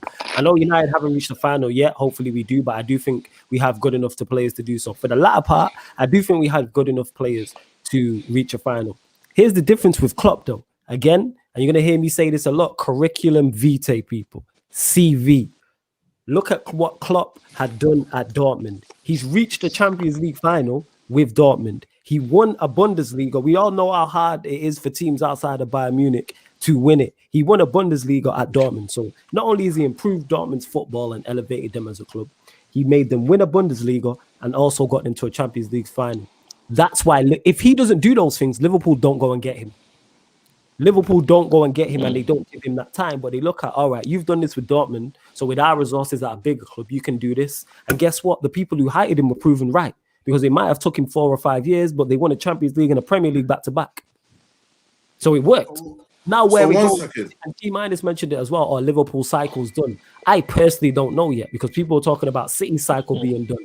Yes, Liverpool don't have City's resources, but I'm not just going to write off a manager the caliber. As much as I'd love to as a United fan, I'm not just going to write off a manager the caliber of Klopp.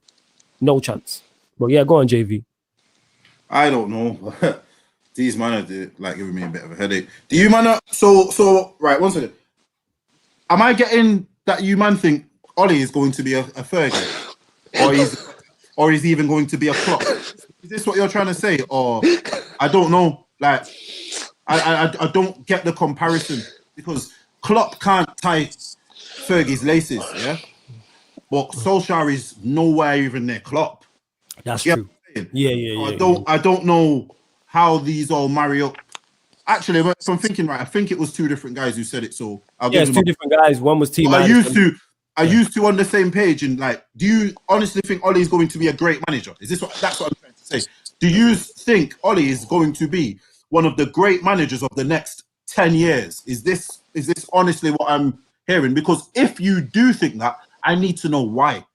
And when you're explaining why, don't mention one player. Yeah? Don't mention one player. Because I can tell you why Pep's a good manager without mentioning one player. I can tell you why Klopp's a good manager without mentioning one player. I can tell you why Fergie's a good manager without mentioning one player. So please tell me right now, why is Solskjaer a good manager and do not mention one player? Yeah? Please. Because I don't understand this whole, this so-and-so did that. And, you know what I'm saying? It's like man saying, I don't know, well, it's like me moaning about I'm not rich. And someone goes, well, Richard Branson was, 30 once. Yeah, I know he was, bro. Like, yeah, I'm 30, I'm 31. You know what I'm saying? That don't mean I'm going to be rich. You know what I'm saying? Just because Solskjaer's a football manager at a big club, don't mean he's going to be a great manager. Just because he's done. So let me get this right. This is where the correlation is. Because he's doing. Sorry to cut you off as well. Klopp, I didn't realize Klopp won 2 Bundesliga titles and he won them back to back. I didn't know. This is what I'm trying to say. Back to back. That's very impressive. And to do that at Dortmund, bruv, as well. And he won the Pokal, which I believe is their FA Cup. Yeah. FA Cup as well. Cup, yeah. That's why they went and got him, because he won back to back Bundesliga, not managing Bayern Munich. This is what I'm trying to say. So when people are saying that, all right then, what they're saying makes sense. If during Solskjaer's time he's got a trophy and a second place finish, yeah, that would be like, okay, I get what you're trying to say. Don't get me wrong. If we won the Europa League last season and you man are saying this now, you have a foot to stand on. At this moment in time, you're standing on hopes, dreams, and wishes. There's no basis. There's no. Where's the foundations for what you're saying? You know what I'm saying? You can't tell me you think he's going to be a good manager because you're just telling me to hope and wish and wait and see. We don't have time for that. You ain't got no time. We've been waiting and hoping and wishing since Fergie left. Do you know what I'm saying? Yeah. Go on, Harris. But JV, you know how you say, like if we won the Europa League last year, we have something to stand on. I don't really think so, because I will always compare that 2017 Europa League squad to the 2021. No. I'm not saying we do. I'm saying them trying to say. Yeah, 100%. But even for them, they will have a little leg to stand on because there's something there. There's actually nothing here at the moment. But go on. No, but for me, it's actually a disgrace. It's actually disgraceful the way we went out. And people will blame the players in that, yeah. But a manager has a responsibility in that game as well. And that's the thing that upsets me at the end of the day, bro. Like, if say for example, yeah, our players aren't scoring and it's all the players' fault, yeah. But bruv, mans like Maguire, the Lindelof, they don't take the blame sometimes. Yeah? Sometimes they get away scot-free. And then you get racial abuse towards Martial, Rashford. Flawless, let me tell you something. Someone the other day, you know that Everton game when Tuanzebe made the foul, yeah? They were like, oh, it's Tuan, because Tuanzebe made the foul at the end, yeah? Like, he's the reason why we lost the game. No, we didn't lose the game because of Tuanzebe. We lost the game because we conceded 2 other goals before. And the fact that he got the racial abuse for that, yeah, it makes me bare sad, bro. Because he's like 23 from the youth academy, and people want to say that about him. Like, where's people's morals gone? You get what I'm trying to say? I get exactly what you're saying. And yeah, go on, keep going, Harris. Come. I thought you was done. Go on, keep going. No, but the thing I wanted to say is the fact that fans just pick and choose. The fact that Maguire went to Greece, banged the Fed, and people like my captain, yeah. And what? Tuanzebe had the best game of his life against PSG, yeah, and he got benched the next game. How do you think that would hurt? Like, hurt is like his mental. Because bro, you've just pocketed, yeah, like Neymar and Mbappe, yeah, like, and you're telling me, yeah, the next game you get dropped. Like, bro, I would feel like arguably 2 of the top 5 footballers in the world at the time. You know what I'm saying? Yeah, you just pocketed 2 of the top 5. Yeah, and they're 2 of the top 5, and in a team where people will tell you Fred and McTominay, the 2 DMs who played, aren't good enough. You know what I'm saying? Well, and then here's the thing, and then the guy who replaces you see get done in by no-name West Brom strikers. Yeah, 100%. But you've just pocketed the next generational talent and the most for Brazilian for 10 years. Do you get what I'm saying? 100%. And man's asking, why Tuanzebe's rusty, yeah? Bro, because he's not getting a run of games like Van der Beek, yeah? One of my boys, yeah, he don't support United. He was like to me, the reason, obviously, man don't watch, you know, he's a Chelsea fan, the other one was AC man. He was like, the reason Ollie doesn't play Van der Beek, mate, they were like, maybe it's because he's not better than Fred and McTominay. That's what my man said to me. And then I was like, you man are smoking crack, blood. You get what I'm trying to say? Yeah? Like, bro, why doesn't Van der Beek get a chance, bro? Like, everyone, like, bro, imagine being Van der Beek. You don't get picked for the Chelsea game, and McTominay, who gets rushed from injury, gets a start. That tells you where your place is. If I was Van der Beek, I'd leave. If I was Martial, I'd leave. These fans don't like, oh, fam, I lost my words, bro. I'm saying... Ollie can do that. Only football, Manchester United can do that to you. Don't worry about it. It happens to me all the time, man. Don't stress. Bro, it's the respect, yeah, that these players don't get from the fans. I feel like Martial, top goal scorer, now people are judging, is he good enough? Look at Greenwood. He was starving in the Chelsea game. He had that one shot, yeah. What chance do we create there? Greenwood, that's a great point. I just want to put this out there, people. Greenwood, guess how many touches he got in the Chelsea box on the weekend at number 9? 2. Bro, it's a running theme, that, innit? It's a running theme, that, innit? Yeah. Some would think it was a creative problem, an assistant problem, and not a player problem, but people will tell you it's not Martial. But if Martial plays that game and has 2 touches in the box, not good enough, lazy, needs passion, and I hate these buzzwords and all that. Jokes. Get your shots dirty. Yo, I scored the goals. I don't care about that. Man would have seen Martial play that game and said, oh, we need Cavani, I need to do better. Not realising that Cavani had the same problem. Do you know what I'm saying? Not realizing that the number 9 Greenwood, who is the best natural finisher at the club according to the manager, and I don't even disagree with that, is having the same problem. The best natural finisher that you play on the fucking touchline to get chalk on his boots. Yeah, what's that about? 100%. He's the best finisher. So what is he supposed to do? Just whip one in from the right wing with his left foot curve every time. Yeah. Come on, man. Bruv, if Greenwood doesn't reach that, because I know Greenwood he won't so high. Greenwood will not reach his level under Ollie. I will never forgive that guy if that happens. If Ollie's our manager for 5 years, Greenwood will be an average player. What we need now is someone proper to come in, because I even believe there's more to get out. There's more to squeeze out of a Rashford with a proper manager. Oh, 100%. I think, you know what's even mad? I think there's even more to get out of Pogba and Bruno. Yes. With a better manager.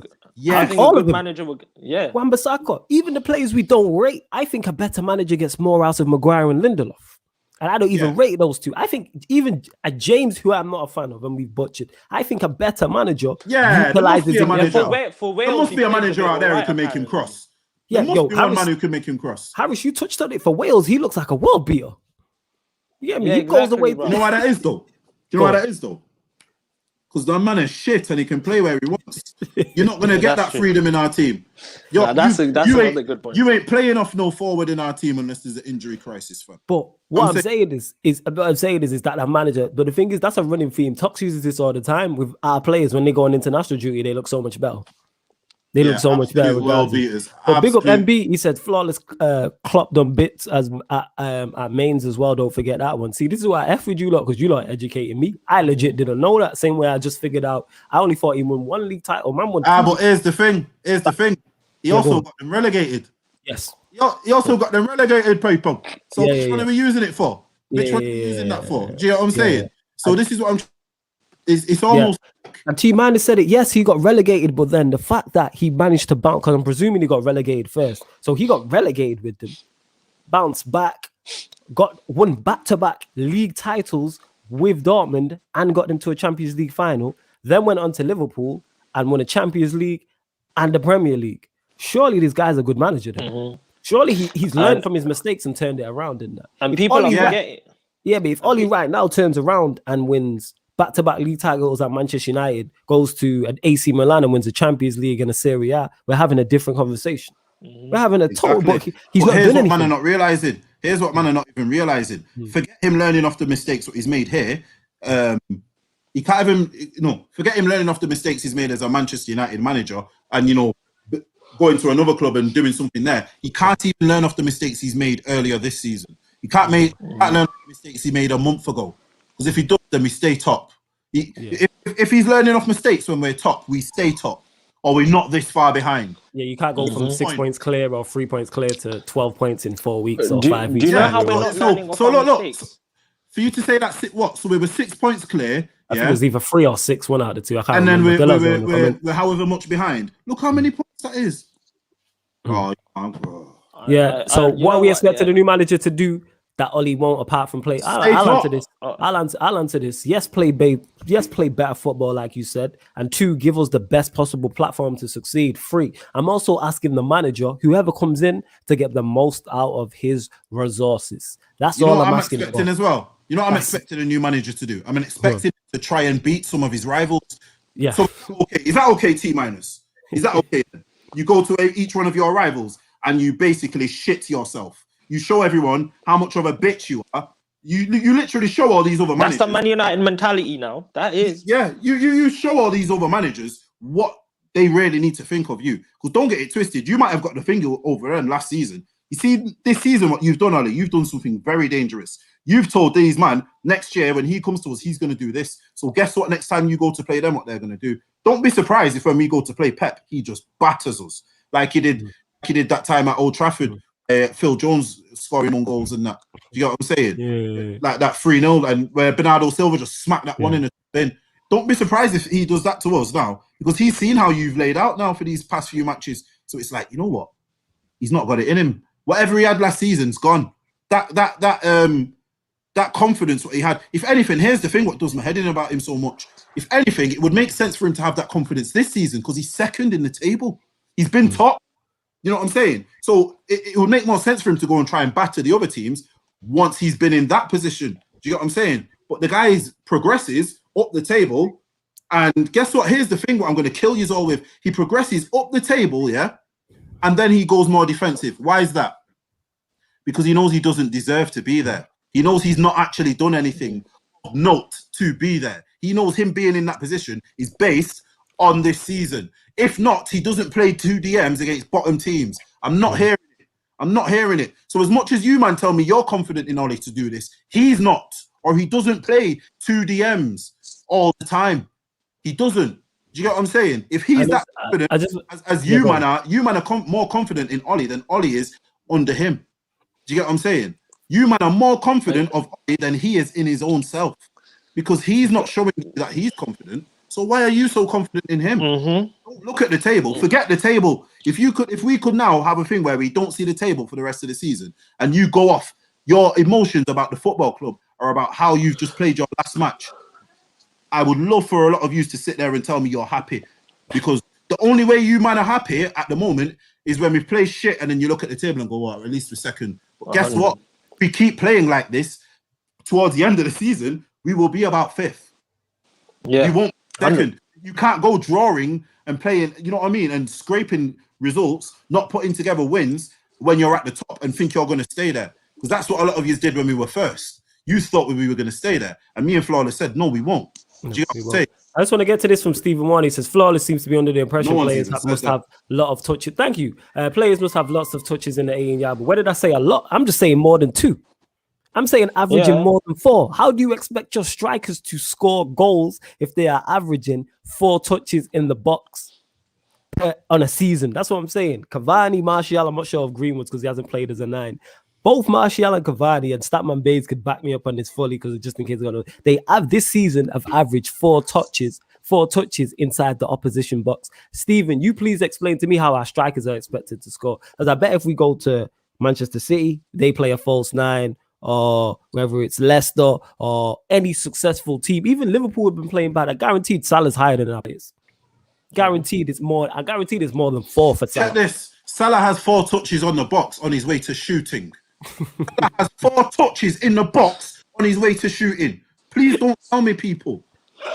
I'm saying touches as well. I'm talking the ball gets passed to them and they've had. So when you're talking, what you're not understanding, people, that's 2 touches. Ball could have bounced off him and went out twice. That's all he's had. This is what you're not understanding. I don't think you understand. We're not saying it. That's not on the player, you know. This is what he's not getting. The amount of touches is not on the player. Because if I'm the striker, I'm there to be provided. Yeah. If I'm not able to be provided, and then I have to go out of the box to get the ball, guess what? There's no goal threat. Yeah. So when all of this is happening, who should be the one acting upon this? The players on the pitch, yes, but the players can't see the full picture. There's one person who can see the full picture and whose actual job title it is to sort this out. But no, this guy can't get no, like, honestly, so are you, man, trying to tell me you're happy with how we're playing at the moment? It's disgusting to watch, man. I don't enjoy Man United playing football. Bro, I'm telling you now, I'm not watching the City match because all it does is make me fall asleep before my bedtime, fam. My sleeping pattern. 100%. Nah, I swear to you, this season, I fell asleep so much, and I think it's because we ain't got the crowd noise as well. So much when I'm watching United matches because it's boring, bro. It's boring, absolutely boring. I said it the other day. We had our match, and then I think that City Arsenal come on after. And how was a 1-0 more interesting? Do you get what I'm saying? Replay it. And just by people talk. People talk. I'm just getting the numbers up on this on Klopp because people are talking about Klopp got relegated with Baines. He got relegated in the 2006 to 2. So he got relegated in 2007. You got relegated. So let me just make that clear. So in 2007 he got relegated. Then he went to Dortmund in 2008. And in 2 years' time, wait, let me double check this. I'm gonna kill man now, you know. Let me get this right. Hold on. I'm just making sure I got this right in it. Just making sure I got this right. So by 2010-11, he's got them on a title charge and has won back-to-back league titles. And he's playing good football as well under Dortmund. That's the difference in it. You can't compare Oli to Klopp. Nobody believes he's not gonna win us back-to-back league titles. But you know, check this one out. Check this one out. Oli got Cardiff relegated 6 years ago, fam. Oh, we just destroyed that. Yeah, JV's just destroyed that. So in 6 years time, ago, bro. So from 2008, so he got them relegated in 2007, I just said. So by 2007 to 2011, that's 4 years. He's gone from relegation to getting a team to win. No, 2010 it is. 3 years time, he's gone from being relegated to winning a league title. And then he's won it back to back. And then he's won a Champions League. But Oli got Cardiff relegated 6 years ago, but we need to give him more time. And check this. He's probably spent 3 times the amount of money Klopp had to spend. Yep. That's true as well, I think. Do you think Dortmund were buying £80 million defenders? No. £50 million right backs? No, bro, you know what it is. You know what? I'm not even gonna lie. You man who love Oli can just fuck off. But fuck off with all that bullshit. Honestly, bullshit. Bro, bullshit. It is bullshit. What's bad is, sorry, Harris, I'm gonna let you go in a sec. But like I said, let me just get this right. So in 2007, he got Mainz relegated. Then via 2011. So in a 4-year stint, he's winning league titles. Like JV said, he got him relegated 6 years ago and has done nothing of note since. But we need to give him time, like Klopp. But Klopp's done it in half the time, and he's not getting 80 million centre backs and 50 million fullbacks and stuff like that. Go on, Harris. This is mad, you know. You lot make it. One second, just 1 second. He's not signing players the caliber of a Bruno. He's not signing Brunos either. You don't have a Pogba there already. Come on, man. Go on, Harris. Fire. All right, so bro, people want to talk about Ollie's pro. Like, bro, so in the Champions League, yeah, I use that as an example because your average fan will probably watch the Champions League games and top 6 games compared to most of them. Like, do you get what I'm trying to say? These are the most spectated. And in the big stage, we bottled it. We've looked like complete pussios, yeah. Like, do you get what I'm trying to say? Man can move to us in the big stage, yeah. I remember Champions League people saying we've got a really hard group though, so it's inevitable that we'd get knocked out, yeah, because we were the finalists and semi-finalists, yeah. Bro, Borussia Mönchengladbach, yeah. Can you name me like 5 or 6 players from their squad, yeah? Because apart from Marcus Thuram and Zakaria, yeah, I can't really name no one else. I just done another thing as well. Sorry to cut you off, Harris, on the Bundesliga thing. He was the one who got Mainz promoted. There you go. He got them promoted. Get me? From in 03 to 04, I'm just doing my research here. Sorry to all you off, Harris. He got them promoted. No, that's cool. So you don't want to criticize him for getting them promoted, then relegating him, but Ollie didn't get no Cardiff promoted. If he wasn't trusted. Yeah, go on, Harris. Keep going. But you see Marco Rose, yeah? He was in a group with Shakhtar, yeah? Inter Milan and Real Madrid, and he went through.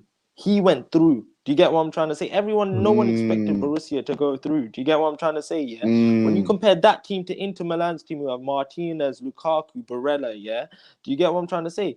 They should have gone through. Yeah. We've got a manager, but listen, that squad went through, and our squad, yeah, who cost so much money, couldn't get through, and that's what pisses me off because it's not about like the draws and everything, bro. Because like with the Champions League, our manager should have progressed. We lost because we lost to Istanbul. Do you get what I'm trying to say? And then when he talks about courage, he goes and plays 5 out of the back against Leipzig. And then after that, yeah, I was like, if you're a fan and you think this is good enough, like I think you need to reevaluate your life, bro. Because this is not Man United standard to get knocked out the Champions League by Leipzig. These men were formed 2009, bro. 2009, blood. You get what I'm trying to say, bro? And people are thinking, he's doing... Bro, they're owned by Red Bull to us. Red Bull. Exactly. But you know what vexes me, JV? It hurts me that we're not in them group stages right now and we're playing with Arsenal and the man in the Europa League. Nah, you know what it doesn't? You know why it doesn't? You know why it doesn't hurt me? You know why it doesn't hurt me? Because I honestly think if we were in the Champions League right now, this is how I'm thinking of it, seriously. And under his tutelage, those knockout stages, bro, you know what the big teams would do to us? They would mentally damage a Rashford. They would mentally damage some of our players. Because if we come up against a Bayern Munich or something, bro, it's not right. Man are getting wrapped. We will get wrapped, bro, to the point where the certain man will start thinking about what am I doing? Do you get what I'm saying? But honestly, but JV, you know what though? It could be a blessing, though, as well, because it could be so bad that he has to get. Yeah, JV just gone, but he'll be back. He'll be back. But just get back to this, Stephen. You said the average across Europe is 5. I'm not talking about the average across Europe. Context matters. The average in a top team. You know what I'm saying? The average in the top team is what I'm asking. You know what I'm saying? And that for teams JV, challenging for high honors. 1 sec. I guarantee you, a Salah, who's not even a number 9, is not averaging 4 touches in the box in the Premier League for Liverpool. I guarantee it's no more than 4. I guarantee it's more than 4. I guarantee Harry Kane probably under Mourinho is averaging more than 4 touches in the box. I'm not talking about a lower league. I'm not a lower league. I'm not talking about friggin' a Mope, a Brian. You know what I'm saying? And I'm talking about the top teams challenging for things. They're more in the opposition's box because they're more on the ball. Come on, man. You lot gotta be smarter than that. Come on. Come on. So don't give me about the average across Europe is 5. And you telling me Lewandowski's averaging 4 touches in the box for Bayern Munich? Default, man. Bro. He scores 2, 3, 4 goals a game. How's he having 4? Do man watch football, bro? Are you man telling me you watch Lewandowski? Because he's not a one-touch bang striker. You can't tell me he's averaging 5. Come on, man. Don't. Here's the thing. Big up Lauren also. Don't do that and then go and get your GNA. Don't say something and then go get your GNAs up after to try and back it. No. You get what I'm saying? It won't work. You know what I'm saying? But it's just the way that people try and flip stuff because he's saying the average across Europe is 5. But I'm talking, obviously, clearly, I'm talking about the top teams. You know what I'm saying? If you take the top teams and take their number 9s or their best attacking players, I guarantee that I'm going to get the numbers off Statman for the next show in it. I wish I could call him, but I think he's on the show. Average touches in the box. I know it's more than 4. You get me? I know Raheem Sterling is not averaging 4 touches per season in the box for Manchester City. I know that. You know what I'm saying? Without even looking at the numbers that Raheem Sterling is averaging more than that. You know what I'm saying? Nah, it gets heated, man. Nah, man, it just gets heated, that's all. This is football, man. There's nothing personal. Nah, I think it's because he's saying there you're a host of the show because you was like, you lot can fuck off. That's what it was, innit? But it gets heated, it's football. Bro, fuck that, bro. I'm not no Mother Teresa blog. Yo, 1 second. No, let me tell these people. I don't care who else you watch. I'm not no Mother Teresa role model. All this business, bro. You here to watch me, Kai. You know what I'm like. You know what I'm saying? When I'm saying, man, fuck off, I'm saying fuck off with your bullshit. Not telling you to fuck off. I don't like you. You know what I'm saying? Come on now. Don't be on that sensitive thing either. Come on, man. What I'm saying to you is I'm saying, don't try coming. If you want to fool yourself, fool yourself. Don't try fool me or anyone else. If you want to try fool yourself that Ollie's the guy, you do that. Keep that to yourself, bro. Don't try and push. You know what I'm saying? What I'm not trying to push no agenda of Ollie. I'm just telling you what he's doing. I'm actually telling you what he said, what he's doing. You know what I'm saying? I'm telling you that he's playing a certain way and it's not good. You, man, just don't want to see it. I'm telling you that he's telling you we're attacking and then comes out and plays defensive. You, man, just don't want to see it. You get what I'm saying? No, it's true. All I'm saying is what's actually happening. Just because you, man, don't want to see it or don't want to, it's hurting you. Bro, he stuck his leg out in 1999. It's a long time now, bro. You know what I'm saying? He stuck his fucking leg out, right? He got us the Champions League, yeah. But come on, bro. That can't be enough leverage now. You know what I'm saying? Because I'm pretty sure that you, man, you know, probably don't like Roy Keane talking about United on TV and this and that. Roy Keane's a bigger servant for United than Ollie. Do you get what I'm saying? You probably don't like other players speaking on the club and that. My man's a bigger thing. All these other Ferdinands, they're bigger servants for the club than Ollie. Do you get what I'm saying? And just because he did that doesn't mean it's mad when you think about it, you know. He won years. Yo, you lot keep it clean with each other in the comments is what I'm saying. And I'm just seeing a couple comments, not against you, JV. I'm talking about people like, this is all football. No need to start sending personal shots, people in it. We're all talking football here. That's as far as it goes going from.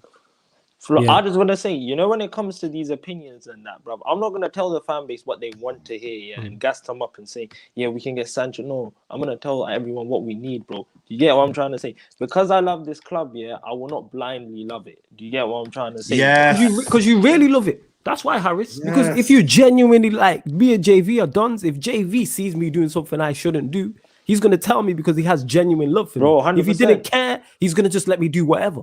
You know what I'm saying? The same way you do that with your kids. No, yes. Not what? No, he'll tell you. Look, for example, certain man will just tell you what you want to hear, not what you need. Do you get what I'm trying to say? Yes. And 100%. And for growth, you need to hear what you need sometimes in life, bruv. And that's the thing. For this club, I don't see this, and that's my overall problem. That's why people say I'm negative. But being negative for wanting success is not a bad thing. Do you get what I'm trying to say? We're in the dark ages of United. I get it.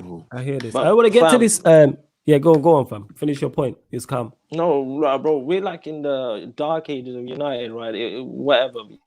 But fam, it doesn't mean you should go around accepting bullshit. Do you get what I'm trying to say? You can't let them. You can't let these like Glazers and Ollie just let you like feed into whatever bullshit they're saying. Because if you do that, eventually they're gonna run the club to such a shit point where you're just like you just accept whatever they want, and you need to. That's why you always need to put pressure on all of these men, bro.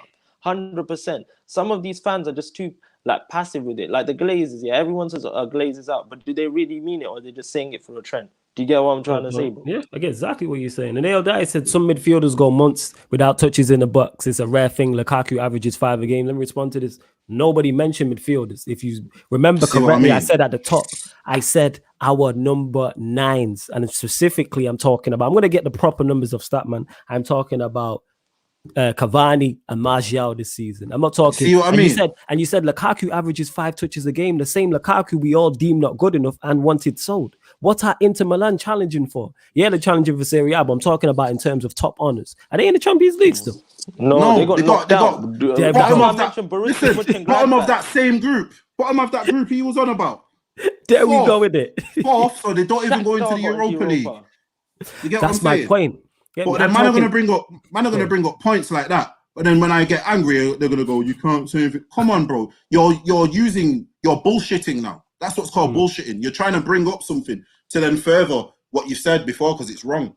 Bro, if you honestly believe how we're playing is good enough, then you know what? You believe that. But don't come out here and say it's good enough for the club. It's good enough for you. That's the difference. It's not good enough for United. If that's your standard, that's fine. But my standards are a lot higher. This is what I'm trying to say. Our standards are a lot higher. I'm telling you now, with standards like that, we won't win nothing. You know what I'm saying? I mean zero. And it's no wonder that we haven't for a sustained period of time because the standards have dropped so much. It's like I was just even thinking about players who we've let go because we deemed them not good enough. You tell me how we let go someone like PK because he's not good enough. We was at such a point where we can let someone like PK go. Look at the career this man has after. We let Dan James go now. Is he going to do that? Is he going to do anything like that? Do you understand what I'm trying to say? This is the standards of how the club's dropped. All right, then Depay. Depay's not Depay. What? Who would you rather have right now? Memphis or James? No, let's be real. And the thing is, I'm not even a fan of what's it called, Depay like that. But yes, I'm taking him over James. Do you get what any I'm saying? day of the week. He's taking the conversation. Yeah. He's deemed not good enough. Do you get what I'm saying? And that's a few years ago. That's not even Fergie times. That's 3, 4, 5 years ago, probably tops. Do you get what I'm trying to say? So when people are saying the standards haven't dropped, they've dropped. They've absolutely bombed, and it's like you're unaware. We've got players playing for us. All right then, how many players can say they've become a first team regular at Manchester United after playing 30, 40 games in the Championship and having 3 goals as an attacker? How can you have? Yeah. How do them stats get you a move to Manchester United? You know what? It was a recommendation, isn't it, bro? And that's why we need to stop this recommendation bullshit. Because you see our coaching team recommendation. The man like Darren Fletcher, what pedigree does he have in the game? You get me? Like Michael Carrick, improved Fred. That's one player out of a squad of 25. And you're telling me, oh, that's good enough, bro. Like, that's not good enough for me, bro. I don't see this coaching staff improving. Is it true that Oli came out and said he doesn't even do the coaching? Supposedly, that's what Nuruddin was saying. So I presume when Nuruddin's saying that, he's saying that with like source. He's not just saying that. So yeah, this is what I've heard. How true it is, I don't know. If that is the fucking case, we are fucked. Like, I'm not gonna lie to you, bro. Like, if that is the case, what are these players learning, bro? Because there's no way they're gonna improve because everyone's learning on the job at a big club. Do you get what I'm trying to say? If you want to learn on the job, go do it at Southampton. Do you get what I'm trying to say? This is Man United. We ain't got time. He tried to learn at the job at Cardiff and got him relegated.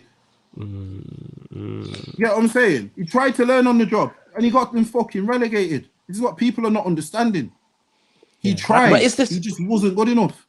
It's this fraudulent manager always gets away with this bullshit as well. Every single time, the fan base will have a reason. It's like, bro, what is it about this guy? Is it like this guy's got everyone's nudes or something? Because, bro, I don't know why people want to back him, blood. I don't know why. It confuses me. I don't see the progress.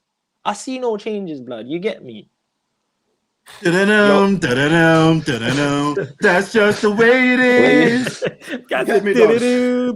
And then we'll bang that tune when we're in 8th place with this man. Yeah, you know what I'm saying? And that's it. But yeah, Michael says it here. He said only Lure of top number 9s has a high number of touches, only slightly higher, most not as high as you'd think. I'm not saying as high as I'd think. I'm just saying it should be more than 4. That's what I'm saying. It should be more than 4. Here's what you man are not understanding as well. You see when Lewandowski's getting touches, they're through balls into his path, ready to shoot, bro. This is what this is what I'm saying. Context. He's not living off scraps. If he's not living off scraps, bro. If he's living off scraps, he doesn't score 30 goals every season for about 10 years or whatever it is. You know what I mean? You don't do that if you're living off scraps. Yeah?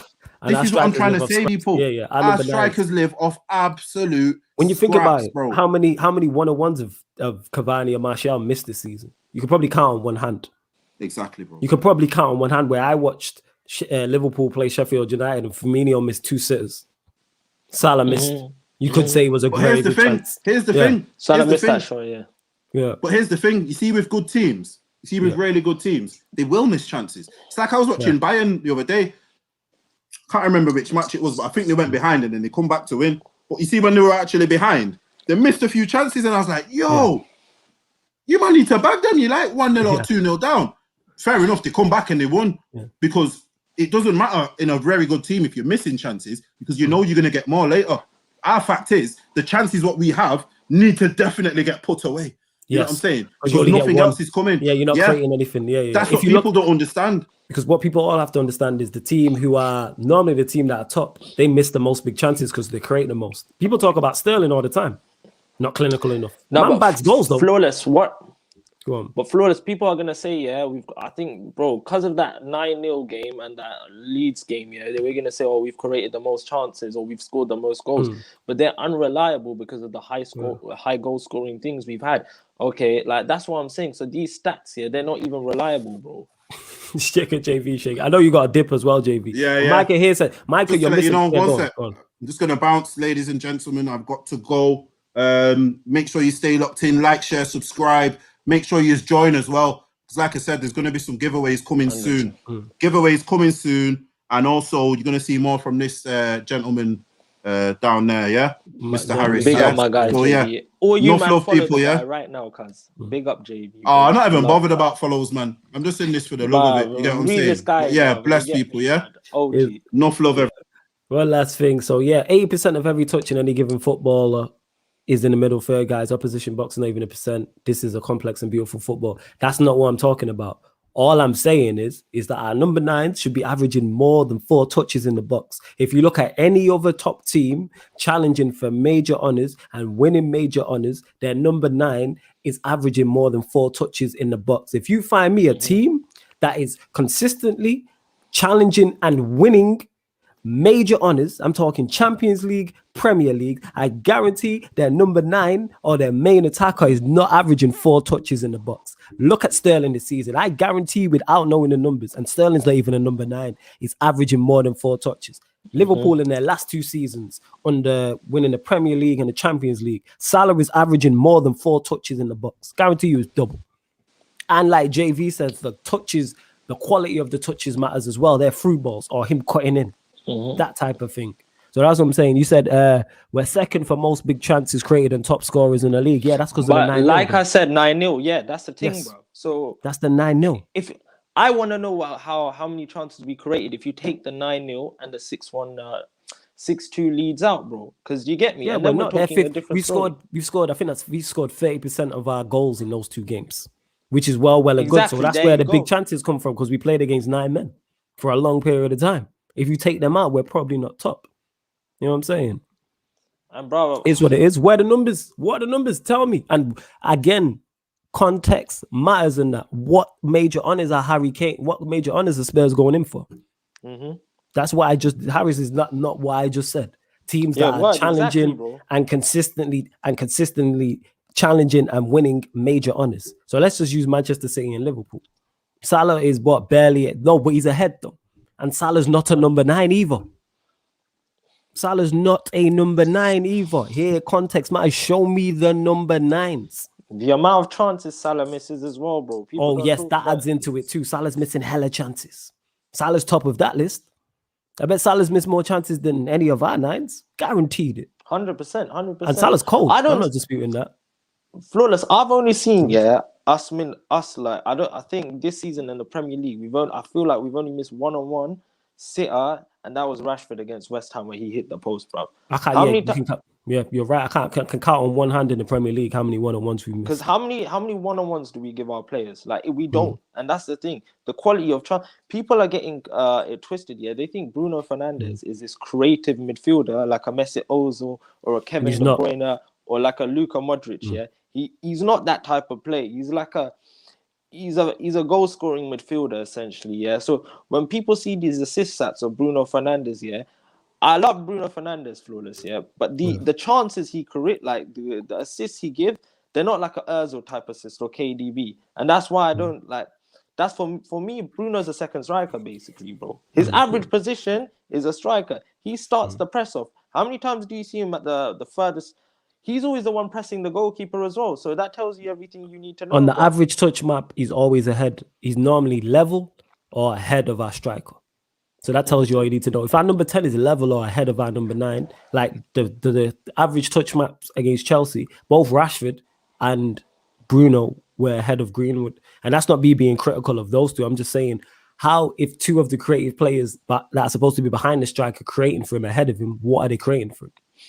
That tells you all you need to know. But like I said, people are going to consistently defend Oli no matter what. And I've came out and said Martial needs to be dropped. I've said this countless times, Martial, but the manager won't drop him, and that falls on him. But no one's ready for that conversation. Flawless. Let me say this: you see, when a player has a bad performance, you got to think, who the hell's picking these players at the end of the day? Yeah, Dan James dropped a stinker against Chelsea. Yeah, he's shit. I know he's shit, but why the hell are you gonna pick him? Do you get what I'm trying to say? Why are you gonna pick McTominay when he's just come back from an injury? Yeah. This is what, and this is another thing, flawless. I hate Oli for. Yeah, he will play his players through injuries. Yeah, and you know when they regress in form. Yeah, like Bruno didn't have the best game against Chelsea, but the amount of minutes man's played, he's playing Thursday, Sunday. Yeah, bro, this guy's not getting a rest, and we've got Van der Beek, but he don't trust Van der Beek, so he won't play him, and that's essentially this manager's downfall. We've got a player called Donny van der Beek, who's been an Ajax semi-final, one titles with them, been in the Europa League final, with Ajax, you know, and he sits on our bench, bro, and he don't get ahead of McTominay, bro. Yeah, it's a disgrace. The way he played, you know, last season, he literally ended Rashford, bro. If it wasn't for lockdown, Rashford's season would have been over. And everyone was like, I can't forgive Oli because I remember when Rashford got that injury and it was like for the whole year, all the fans were like, I will never forgive Oli for for hindering Rashford's best goal scoring season. Do you get what I'm trying to say? Exactly. He could have been on. That's the thing. So when I see that, I'm like, bro, the way he manages their players through injuries and fitness is shit as well, bro. So when you look at that, it's not good enough for me. Look at Pep Guardiola. He doesn't play he doesn't play Kevin De Bruyne. Okay, Kevin De Bruyne came back from injury, Like, I'll give you an example, He didn't start straight away against, I think, Arsenal. I think he came off the bench. I don't know what game it was, But this is what I'm saying. So when it comes to Ole Gunnar Solskjaer and all these people backing him, they need to realize, he plays for his job. He's literally fucking all these players up, game on the game out, He doesn't give a shit if they get injured. He cares about if he gets his job or not. That's what I'm saying. He will rather play an injured player to get him, because if he wins the next game, he gets his job. He would rather win the game than care about the long term of his players. And that's what I hate about this guy. Look at Maguire. Everyone's like, yes, he's playing every single game. But why are you playing him for so many games, bro? Like, why does he need to? Remember, he played him against Lask when we were 5-0 up on Agra. Yep, that's what he does. And what does that tell you? What does that tell you? You're 5-0 up against Lask, bro. What are Lask gonna do to us? You're telling me they're gonna score 5 past us? Is our defense that shit? If we take Maguire off, Lask will bang 5 past us and we're out the Europa League. Exactly. It scares me, bro. You're spot on in that. And I'm just having a look here. Like I said, I'm going to actually get the stats for Thursday from Statman Baines, but this could be true where it says top 10 touches in the opposition box. Grealish, Salah, Sterling, Mitrovic, Mane, Watkins, Zaha, Calvert-Lewin, Bamford, Werner. No Manchester United player in the top 10. And bear in mind, Grealish, Salah, Sterling, Mane, Zaha. So 5 out of the top 10 I've just named, they either strikers. The other 5 are strikers. Bro, you know what I'm saying? Mitrovic, Watkins, Calvert-Lewin, Bamford, Werner, all 9s. But go on, family. Zaha's a quality player, but look who that manages, Roy Hodgson, Roy Hodgson, has a system that can get a player more touches than Ole Gunnar Solskjaer, who you lot love. This is Roy Hodgson. Bear in mind, people, that could be not correct, because I think that was off penalties one, but that goes back into my point. You know what I'm saying? Like I said, I'm gonna get this is Sarcasm City 1-2. I'll get the proper numbers for you lot probably on Thursday. But yo, love to everyone who's locked in. Before we dip though, I've enjoyed this show. Big up everyone who we've been going back and forth with in the comments and that. You know what I'm saying? Each and every time. Let us know how many likes we're on. We'll do two things. How many likes are we on, number one? And two, where you lot watching from? Let us know in it. City and country. If there's any comments I missed, I do apologize. This show and every other show is available in audio only platform as well. So if you want to listen to this show as just a podcast, wherever you listen to podcasts, just type in Sarcasm City TV on a pop-up. SoundCloud, Spotify, or iTunes. The links for those are underneath this video in the YouTube description, as well as the Sarcasm City TV membership as well. That's available too. T-Minus says, I hear this a lot. He says, I just want any manager to have at least 3 seasons without interruption, as long as we're not down in the dumps. And JV touched on that. That's where the levels are in terms of expectation. I'm with that if I think the manager's good enough. If I think the manager's good enough, I'm like, all right, let's run it. But I don't think this guy's good enough. Go on. Flawless. Let me give you an example. Yeah, you see with that 3 seasons. Yeah, you see my arm here. Yeah, this is what Ollie's doing to us. Imagine you put a brick in our hand. Yeah, if you put the brick in our hand for 10 minutes, we'll hold it calm. Like, it'll be fine. Put in for an hour, it'll start to hurt us. Yeah, 2 days, you'll start feeling it. Imagine 3 years, your hand's gone, blood. Do you get what I'm trying to say? That's what we're doing. We're holding a brick in our hand here, and Ollie is crushing our arm. That's what he's doing to us, bro. And mans don't talk about that. Okay, we can have 3 years. What's 3 years, yeah? With a fucking 3 years and a new rebuild process. That's what fans are scared of, bro. I would rather take risk than go even worse than where we can come from. Because what scares me is the players' mentalities are going as well. Yeah. Now you spot on. And Ryan says it here. It's weird because the vast majority of fans, mine and Harris's age, who are United fans, are firmly Ollie in, even though they never really saw him play and don't really have the love for him like older fans do. And this is why I talked to Harris's, and even though Ryan's a Liverpool fan, to get the younger perspective, because I remember Ollie as a player. So I can have that type of bias towards him, whereas Harris ain't gonna remember him. Younger fans ain't gonna. So they're more likely to be less biased. You know what I'm saying? Than I am as someone who's older. But yeah, go on. Because I've never seen Ollie play like that. Yeah, man's 20 years old. Yeah, but I have no loyalty to Ollie. Like, for example, you might have, because you've probably seen him play. If anything, you should have more sentiment than me, bro. Do you get what I'm trying to say? Like, for me, I don't give a fuck if Ollie leaves. Do you get what I'm trying to say? Like, as much as it was nice to win the night, or big up Grenada. Grenada, you remember for Grenada, you know, the Caribbean and that. Oh, fucks with that, man. Man said Grenada, love for that. You know what I'm saying? Man said Grenada, that's big, man. Enjoy. I hope the weather's nice out there. You're enjoying yourself. Global, cuz. Yeah, man. Sarcasm City TV to the world and that. Go on, fam. Carry on. Yeah. So I've got no loyalty towards Ollie like that, bro. Because I know, man's not got this sentiment towards him. So everything I say, people think it's cold. But, brother, if it was Ronaldo, we're talking different story. If he was a manager, but I don't think that will happen, innit, But, blood, when it comes to Ollie, that's why I don't rate this guy. And I just want United to keep breeding success, bro. And that's not what we're doing.